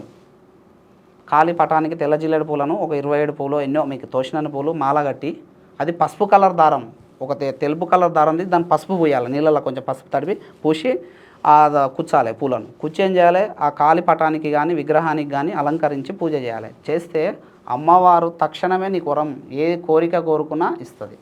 వితిన్ 41 డేస్లలో ఆ కోరిక ఎంత పెద్ద కోరిక నెరవేరుతుంది. అయితే అంటే ఇప్పుడు ఇది మీరు మాట్లాడారు కాబట్టి చెప్పాలి, చాలామంది కాళీమాత ఫొటోస్ ఇంట్లో పెట్టుకోవద్దని చెప్పేసి పెట్టుకోరు. మీరు ఒకసారి ఆయన ఒక డాక్టర్గా చెప్తున్నా, నేను పెద్ద పెద్ద హాస్పిటల్కి విజిట్ చేస్తుంటా. అయితే పెద్ద పెద్ద రాజకీయ నాయకుల ఇంటికి కూడా నేను విజిట్ చేస్తుంటా. మరి కాళికాదేవిని రహస్యంగా దండం పెట్టుకొని వాళ్ళు మీటింగ్లోకి పోతారు. ఒక డాక్టరు సర్జరీ చేయాలంటే కాళికాదేవిని మొక్కిపోతాడు. మేము కూడా అదే సజెషన్ ఇస్తాం. ఓకే. థియేటర్ వినండి, థియేటర్లో మంచి మంచి డాక్టర్ సక్సెస్మెంట్ డాక్టర్ల థియేటర్లో చూడండి, ఆపరేషన్ థియేటర్ ఉంటుంది వాళ్ళకు హాస్పిటల్లో. ఆడ కాళికాదేవి పటం కానీ విగ్రహం కానీ ఉంటుంది, తప్పకుండా చూడండి. నమస్కరించిపోతారు వాళ్ళు. అమ్మవారికి నమస్కరించిపోతే 100% ఆ డాక్టర్ చేసేటువంటి ఆ ఆపరేషన్ సక్సెస్, ఎంత పెద్ద ఆపరేషన్ అయినా సక్సెస్ అవుతుంది. అట్లా ఈ విధంగా ఉంటుంది. కాళికాదేవిని పూజిస్తే ఇంకోటి చేతబళ్ళు తలగవు. ఫస్ట్ ఆఫ్ ఆల్ అది చూసుకో. అందరు బాధపడుతారు. అయితే ఇక్కడ నన్ను చాలామంది కూడా ప్రశ్నలు నాకు ఫోన్లు చేసి అడగడం జరిగింది. ఏం అడగడం జరిగిందంటే, ఇప్పుడు చేతబళ్ళు చేసిరు సార్ మాకని మన పల్లెటూరు జనాలు ఉంటారు కదా, పోనీ చదువుకున్నటువంటి వాళ్ళు కూడా చేతబళ్ళని నమ్ముతారు. చేతబళ్ళు ఎవరు చేయరు. యాక్చువల్గా ఏం జరుగుతుందంటే తాంత్రిక క్రియలు చేస్తారు. చేతబడి ఉంది, నేను కాదంటలేను, కానీ అది ఎక్కడంటే అది పెద్ద పెద్దోళ్ళు చూసుకునేది, మన దగ్గరికి కాదు. అది అఘోరాలు నాగసాధువులు చేసే వ్యవహారం. వాళ్ళ కోపం లేస్తే చెప్పిస్తారు, ఆ విధంగా పగబడితేనా వేసేస్తారు. అది మేము కూడా చూసినాం ఆ సాధనను కూడా, కానీ మేము ఎక్కడ కూడా ప్రయోగించాము, కాకపోతే తెలుసుకున్నాం దాన్ని. అయితే తాంత్రిక క్రియలు చేస్తారు. తాంత్రిక క్రియలు ఏంటి అంతా చెప్పనా? నీకు ఒకటి రేపు జరుగుతుంది చూడు, నేను చెప్తా. నువ్వు నడుస్తుంటావు కదా, నడుస్తున్నప్పుడు నీ యొక్క పురుషుడైతే మొగకాలు కింది మట్టి ఉంటుందా, ఆ మట్టిని తీసి ఒక తాయితలో నింపి పుట్టలో వేయమను. అప్పటి నుంచి నీ శరీరంలో మార్పులు వస్తుంటాయి. యాసిడిటీ పెరగడం, లేకపోతే కురుపులు కావడం, లేకపోతే మొత్తం హెడ్ఏక్లు ఇవ్వడం, లేకపోతే జ్వరం రావటం, ఏదో ఒక సమస్య నేను వెంటాడుతుంది. కేవలం నీవు స్పృశించిన మట్టితోన అల్గా నువ్వు పోతున్నావు అనుకో, నీ కాలు కింది మట్టి తీసి ఒక తాయితలో నింపి పుట్టలో వేయాలి అంతే. నీకు మంత్రం కూడా అవసరం లేదు, తాంత్రిక క్రియ ఇది. వేస్తే సరే నీకు ఆ నైట్ ఏదో ఒకటి జరుగుతుంది. వితిన్ 24 అవర్స్లోనే జరుగుతుంది. నేను 2-3 కూడా ప్రయోగించిన మా దోస్తులకు. అయితే ఏమవుతుందంటే, అలాంటి బాధలు లేకుండా ఏం చేసుకోవాలంటే, దీనికి రెమెడీ ఉంది కాబట్టి చెప్తున్నా, భయపడొద్దు ఎవరు, రెమెడీ ఉంది. ఎందుకంటే మన పల్లెటూర్లలో దీనికే ఎక్కువ భయపడుతున్నారు సార్, నీకు అర్థమవుతలేదు. నాకు ఫోన్ చేసి మొన్న ఒక అతను నా కాడికి వచ్చిండు, ఎక్కడికి వెళ్ళి మాచర్ల కళ్ళి వచ్చిండు ఒక అతను, పేరు వద్దులే కానీ వచ్చిండు. వచ్చిన తర్వాత ఆ అబ్బాయి సూసైడ్ చేసుకొని చనిపోయినట. అయితే వచ్చి మా ఇంటి పక్కలో ఒకటి చేసిండు మాకు, మేము ఇట్లా మా అబ్బాయి చనిపోయింది సార్, మీరు రావాలి, మీ గురించి విన్నాం, తప్పకుండా రావాలని చెప్పి కాలు పట్టుకొని వస్తుండు. హ్మ్. ఆగవా నువ్వు కాళ్ళతో నేను కాలు తలగని ఎవరిని కూడా ఆగాగని చెప్పేసి వాటర్ ఇచ్చి తాగని చెప్పి మొత్తం మాట్లాడిన తర్వాత ఆ పిల్లాడు చనిపోయింది ఏముందంటే చంద్రదోషం శని దోషం ఉంది ఆ పిల్లానికి. చంద్రుడు మనసు కారకుడు, శని బుగులు కలిగించేటువంటి భయాన్ని కలిగించేటువంటి గ్రహం కాబట్టి ఈ 2 గ్రహ దోషాల వలన ఆ పిల్లాడు టార్చర్ భరించలేక సూసైడ్ చేసుకున్నాడు. ఇది నాకు తెలిసిన సబ్జెక్టు. కానీ వాళ్ళు ఏం చెప్తారో తెలుసా, ఇంటి పక్కలోని మీద భారం వేస్తారు. అంత చూస్తే వాళ్ళకు చదివే రాదు, మంత్రమే రాదు వాళ్ళకు, వాళ్ళు ఎట్లా చేస్తారు? ఇప్పుడు మనకు 7 చక్రాలు ఉంటాయి బాడీలో. అంటే మొత్తం సహస్రారం కలుపుకోతే ఎన్ని ఉంటాయి? 10 చక్రాలు ఉంటాయి. 10 చక్రాలను బంధనం చేయాలి వాడిని చంపాలంటే. ఇది ఎవ్వరు చేయలేరు యాక్చువల్గా. ఆ సిద్ధి కూడా సిద్ధింప చేసుకోవాలంటే కష్టం. అది అక్కరకు కూడా రాదు వాస్తవానికి కూడా. కానీ వాళ్ళు ఏమంటారు, అదే నమ్ముతారు. ఆ విధంగా నేను ఆయనకు నచ్చ చెప్తే నేను ఎంత క్లాస్ చెప్పిన ఏమంటారు, లేదు ఆయనే చంపిండు. మా ఇంటి పక్కల కూడా చంపిండు అంతే. అదే పట్టిండు. నేను చెప్పిన పక్కల ఒక ఆయన తోలుకొచ్చిండు. ఆయన చెప్పిన, అన్న ఈయనకు మైండ్లో అదే ఉంది, నేనైతే కాపాడుతా, వాళ్ళ ఇంటికి విజిట్ చేస్తాను, కొంచెం బిజీ ఉన్నా, టైం ఇస్తా, నీకు ఫోన్ చేస్తాను, ఓ రోజు పోదాము, ఒక పిల్లాడు చనిపోయినట్టు కదా, మనం కూడా చూసి వాళ్ళకి రెమెడీ ఇచ్చొద్దామని చెప్పేసి చెప్పిన. సరే సార్ నన్ను కాపాడు సార్ అని చెప్పేసి లాస్ట్కి నేను అదే సరే ఆడే చేసిండే నేను కాపాడుతా పట్టని చెప్పిన. కానీ మనకు తెలుసు కదా ఏ దోషం వల్ల ఆ పిల్లాడు సూసైడ్ చేసుకున్నాడో మనకు తెలుసు. అది కూడా మనం క్రియేట్ చేస్తాం అంతే తప్ప. అయితే ఇలాంటి దాంట్లోకి భయపడకూడదు ఎవరు. ఏం చేయాలి, కాళికాదేవిని పూజించాలి. కాళికాదేవికి బెల్లం నైవేద్యం పెట్టి తెల్ల జిల్లేడు పూల మాల వేసి తర్వాత నువ్వుల నూనె, ఒరిజినల్ నువ్వుల నూనె, మనం పట్టించిన నువ్వుల నూనె పెట్టాలి. దేవుళ్ళకి ఏదైనా క్వాలిటీ పెట్టండి పూజలు ఫలించాలంటే. పట్టించిన నువ్వుల నూనెని తీసుకొచ్చి దీపారాధన చేసి కాళికాదేవిని నామమంత్రం దక్షిణే కాళికే అనుకుంటే 100% నీకు ఏ చేతబలు నీ దగ్గరికి రావు, ఏది కూడా నీ ఏ తాంత్రిక క్రియ కూడా ఫలించదు. ఇది చేసుకోవాలి, భయపడొద్దు. ఇది చేస్తే క్లియర్ అయిపోతుంది. ఇదే చేసుకుంటే అసలు నీకు ఏ తాంత్రిక క్రియ నీ మీద చేసినా కుదరదు, పనే చేయదు 100% చేసుకుంటే. రెమెడీ ఉంది కదా, భయపడవద్దు. అయితే ఇంతగానం మీరు మాట్లాడుతున్నారు, ఎన్నో బుక్కులు చదివి ఉండొచ్చు నాకు తెలిసి, అంటే పిహెచ్డీలు కూడా చేశారు కాబట్టి, రామనామం గొప్పదా శివనామం గొప్పదా అంటే మీరు ఏం చెప్తారు? నా దృష్టిలో ఎక్కడ కూడా తక్కువ చూడొద్దు ఈ 2 నామాలను. దేని పని దానిదే, దేని పవర్ దానికే ఉంటుంది. ఓకే. ఇప్పుడు రామనామాన్ని జపిస్తే ఏమవుతుందంటే ఫస్ట్ ఏం చూసుకోవాలంటే రామనామాన్ని ఉల్టా చదవని చెప్పిన నేను ఇంతకుముందు వీడియోలో. మరా అని చెప్పిన. అసలు మరా అంటే మీనింగ్ ఏంది? మార్చేది, కరిగించేది అని అర్థం. ఓకే. దేన్ని? కర్మను, నీ కష్టాన్ని, నీ బాధను, అట్లా. అందుకనే మరా అని చదివితే ఏమైతుంది, వేగంగా పనిచేస్తుంది ఆ మంత్రం, అర్థం దొరుకుతుంది మనకు. అంటే మరనామం అనల్లా, మర అంటే చాలా మరా అట్లా స్పీడ్ చదివినా రామరామనే వస్తుంది. కానీ ఇది లాజిక్. ఇది ఎవరు చేసిరో తెలుసా? నేను ఒకటే చెప్తున్నా, ఇది ఎక్కడ కూడా చెప్పలేదు, ఇప్పుడు చెప్తున్నా. ఇది రహస్యం ఏంటంటే యాక్చువల్గా రామనామాన్ని వాల్మీకి ఎవరు ఉపదేశం చేసిరో తెలుసుకోవాలి ఫస్ట్. ఎవరు చేసిరో చెప్పండి మీరు? రాముడు అనుకుంటా. కాదు, రామనామాన్ని వాల్మీకి ఎవరు ఉపదేశం చేసిర్రు? ఆ మంత్రాన్ని, రామ అనేటువంటి మంత్రాన్ని చెప్పండి చూద్దాం. నేను రాముడే అనుకుంటున్నా. రాముడు కాదు సార్. రాముడు ఎందుకైతే నారదుడు అవుతాడు. నారద మహర్షి ఉపదేశం చేస్తాడు. ఓకే. ఉపదేశం చేస్తే ఏమని చేస్తాడు? రామ అనేటువంటి మంత్రాన్ని వాల్మీకి నారద మహర్షి ఉపదేశం చేస్తాడు. అప్పటికే ఈయన కొంచెం జ్ఞాని కాబట్టి వేగంగా పనిచేయాలి కాబట్టి దాన్ని ఉల్టా చదువుతాడు. మరా అని చెప్పేసి. దానివల్ల ఏమైంది, ఈయన పాపపు కర్మ మొత్తం కరిగి గొప్ప జ్ఞాని అయింది. ఆయన జ్ఞాని అయి రాముడు పుట్టకముందే రామచరిత్ర మొత్తం రాసిండు, రామాయణం రాసిండు. అవును, మరి రాముడు పుట్టకముందే వాల్మీకి రాముని యొక్క చరిత్ర రామాయణం మొత్తం రాసేసిండు. ఈ జ్ఞానం ఎందుకు వచ్చింది? ఈ మరా అనేటువంటి మంత్రం చేయడం వల్లనే వచ్చింది. ఓకే, లాజిక్ అది. అట్లా రామనామం చేస్తే ఏముంటుందంటే కష్టాలు ఉండవు. ఫస్ట్ కష్టాలు ఎక్కువ ఉన్నోళ్ళు రామనామం చేసుకోండి. ఎప్పుడు చూసినా రామ లేకుంటే మరా అనుకోవాలి, ఉల్టాన చదవాలి. అంటే నేను ఎందుకు చెప్తున్నా ఉల్టా చదివితే దాని అర్థం తెలుస్తుంది. ఫస్ట్ దాని అర్థం తెలుస్తుంది. మర అంటే ఏంది? కరిగించడము, మారడము అని అర్థము సంస్కృతంలో. అట్లా అర్థం తెలిస్తే మనకు క్లియర్ అయిపోతుంది. ఇంతకుముందు వీడియోలో లాజిక్ కాబట్టి చెప్పలేదు నేను, ఇప్పుడు చెప్తున్నా. అట్లా ఈ రామనామం ఏం చేయాలి? ఎక్కువ కష్టాలు ఉన్న వాళ్ళు చేసుకోవాలి. రామ తక్షణమే. నీకు చూడండి, మీరు 108 సార్లు. ఇంకోటి కూడా రామనామం ఎక్కడ చేయాలి? ఇది ఈ చెట్టు కింద చేయాలి. ఏ చెట్టు అంటే మర్రి చెట్టు కింద కానీ లేకపోతే దత్తాత్రేయునికి ఇష్టమైనటువంటి ఇది ఏమంటారు మేడి చెట్టు కింద అయినా సరే, వేప చెట్టు కింద అయినా సరే, రావి చెట్టు కింద అయినా సరే, చెట్ల కింద చేయాలి. ఎందుకంటే రాముడు ఏం చేసిండు, అడవులు ఎక్కువ ఆయన స్పెండ్ చేసింది ఎక్కడ, వనవాసంలోనే స్పెండ్ చేసిండు. కాబట్టి ఆ చెట్లతో సంబంధం ఉంటుంది ఆయనకు. చెట్ల కింద కూర్చొని మంత్రం చేయాలి, రామనామం తొందర ఫలిస్తుంది. లాజిక్ ఇది. ఈ చెట్లు దొరకలేదు అనుకో, కామన్గా ఏ పచ్చని చెట్టు కింద కూర్చొని చేసినా ఈ రామనామం ఫలితం తొందర రిజల్ట్ కనబడుతుంది మనకు. అట్లా ఇలా చేస్తే ఒక 108 చేసినంత మాత్రాననే నీ కష్టానికి ఒక ఫలితం కనబడుతుంటుంది, ఒక పరిష్కారం అనేది కనబడుతూ ఉంటుంది. ఇలా చేసుకోవాలి. తర్వాత నెక్స్ట్ వచ్చేది ఏం చెప్పారు మీరు, శివనామం అన్నారు. శివనామం గొప్ప గురించి చెప్తే మీరు కూడా శివనే కదా నీ పేరు. ఇప్పుడు చెప్తా చూడండి, శివాని ఉల్టా చదవండి సార్, ఏమవుతుందో. శివ వశి అంటే జగత్తును వశం చేసుకున్నటువంటి పవర్ వస్తుంది. ఓకే.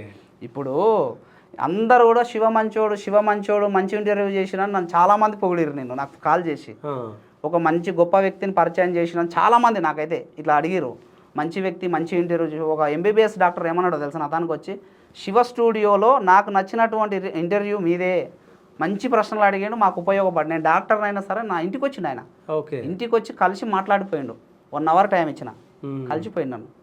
అట్లా అంటే శివాను ఉల్టా చదివితే ఏమవుతుంది, వశి అంటే అన్నిటిని జగత్తును మొత్తం కూడా వశం చేసుకున్నటువంటి తత్వం వస్తుంది నీకు, ఆ పవర్ ఉంటుంది నీలోన. అంటే నేను పిలవాలి శివ అని, అంటే నేను వేరే వాళ్ళు పిలిస్తే వేరే వాళ్ళకి పోతుంది. ఇప్పుడు వేరే వాళ్ళు పిలుస్తారు. ఇప్పుడు ఏదైనా సరే, ఇప్పుడు నువ్వు ఆ పేరు పెట్టుకున్నావు కదా, అసలు యాక్చువల్గా శరీరం ఒక ధ్వజస్తంభం, నీకు ఆ విషయం తెలియదు. శరీరమే ఒక ధ్వజస్తంభం, అందులో చక్రాలు ఉంటాయి కదా, 7 దేవతలు ఉంటారు, 7 గ్రహాలు ఉంటాయి. అట్లా అందుకని చెప్పేసి శివనామం ఎవరైతే చేస్తారో, అంటే నీకు ఇంత అట్రాక్ట్ ఎందుకు అవుతున్నారు అంటే నీ పేరులో వశి అనేటువంటిది, ఉల్టా చదివితే వశి, అదే చెప్తున్నా నీకు. వశీకరణం అంటే నిన్ను వ్యామోహం, అంటే నీకు దగ్గరగా ఉంటారు. వశీకరణం అంటే హిప్నాటిజం అని కాదు, ఇక్కడ దగ్గరగా ఉంటారు, నిన్ను గౌరవిస్తారు.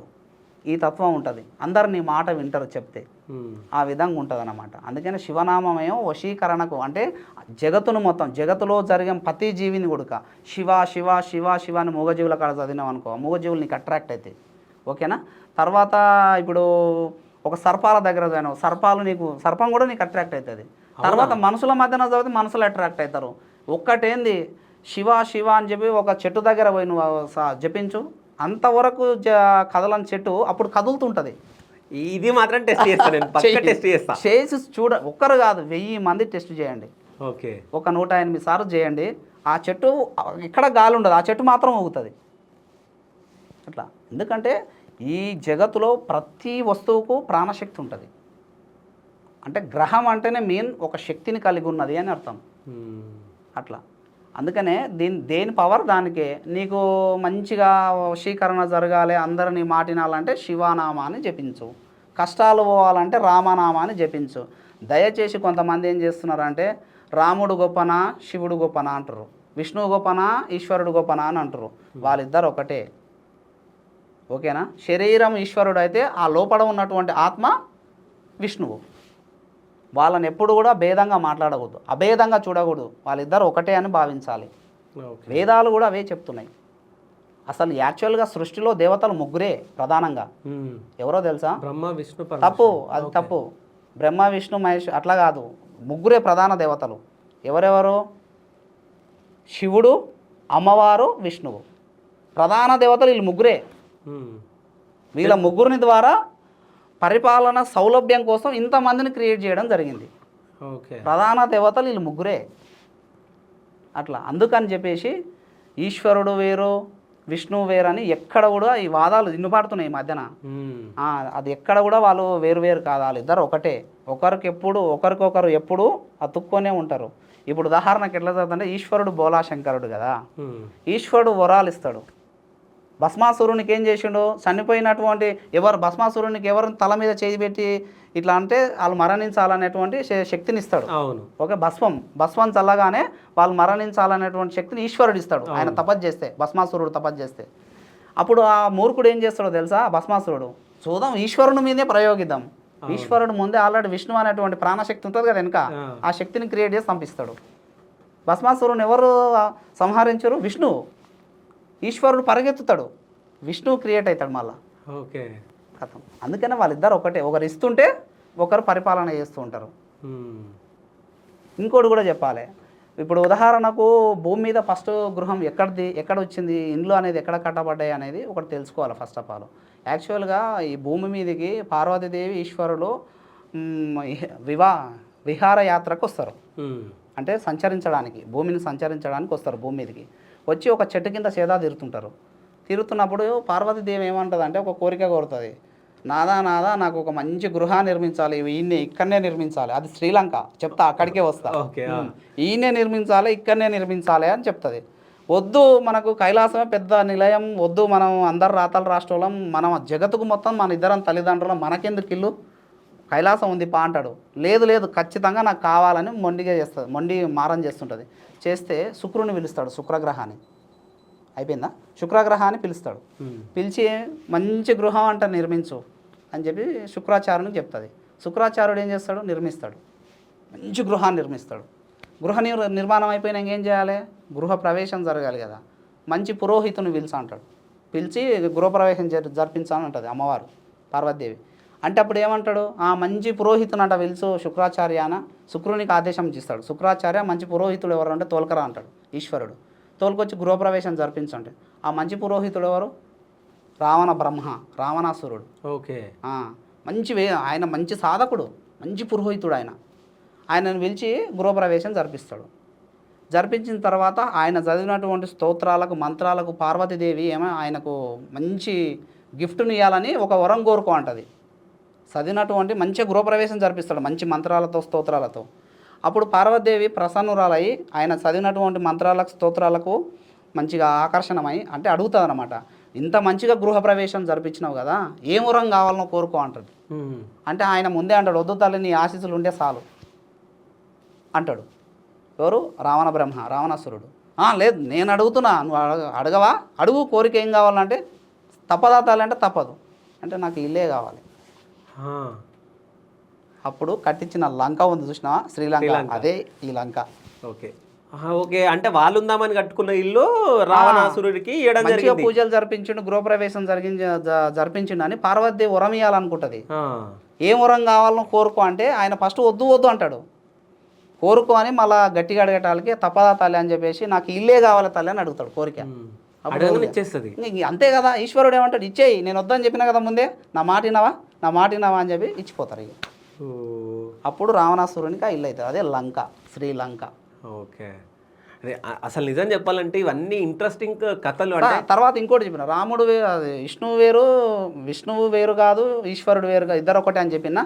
రావణాసురుడు ఎవరి చేతిలో మరణించిండు? రాముడి చేతిలో. రాముడు ఎవరో కాదు, విష్ణువే కదా.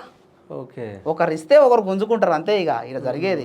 ఎందుకంటే ఆడ అరాచకాలు చేస్తున్నాడు ఆయన ఎక్కువ లంకల.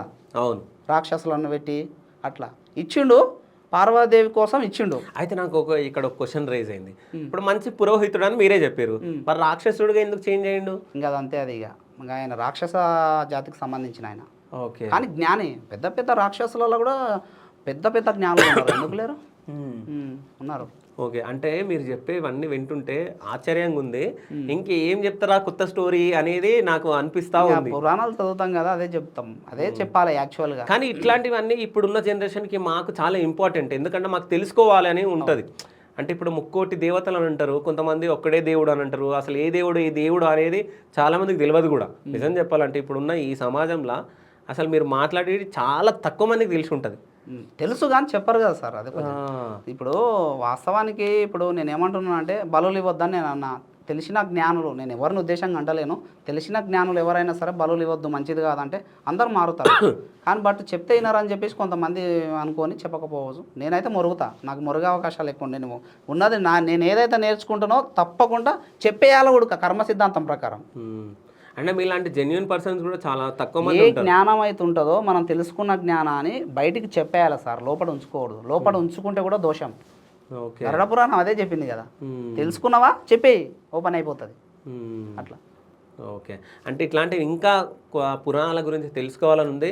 సో మళ్ళీ ఇంకా కొన్ని విషయాలతోటి మళ్ళీ ఇంకో ఎపిసోడ్ చేద్దాం, ఎందుకంటే మీరు చెప్తుంటే ఇంట్రెస్టింగ్ ఉంది. ఓకే ఓకే సో అంటే ఈ పురాణాల గురించి ఏమున్నాయి వాటి గురించి ఇంకా మనం చర్చించాలి, మాట్లాడాలి. సో ఇప్పటితో ఇది సమాప్తం చేద్దాం, ఎందుకంటే గంటన్నర రావచ్చు నాకు తెలిసి. ఓకే సో మళ్ళీ మీరు వచ్చినప్పుడు మళ్ళీ ఇంకా కొన్ని విషయాలు మనం చర్చిద్దాం, ఎందుకంటే నాకు మంచిగా ఇంట్రెస్టింగ్ నాకు అనిపిస్తుంది కాబట్టి. సో ఇది కంటిన్యూ చేద్దాం అన్నట్టు నేను అనుకుంటున్నా. సో ఇప్పటివరకు చెప్పింది మాత్రం చాలా బాగా అనిపించింది.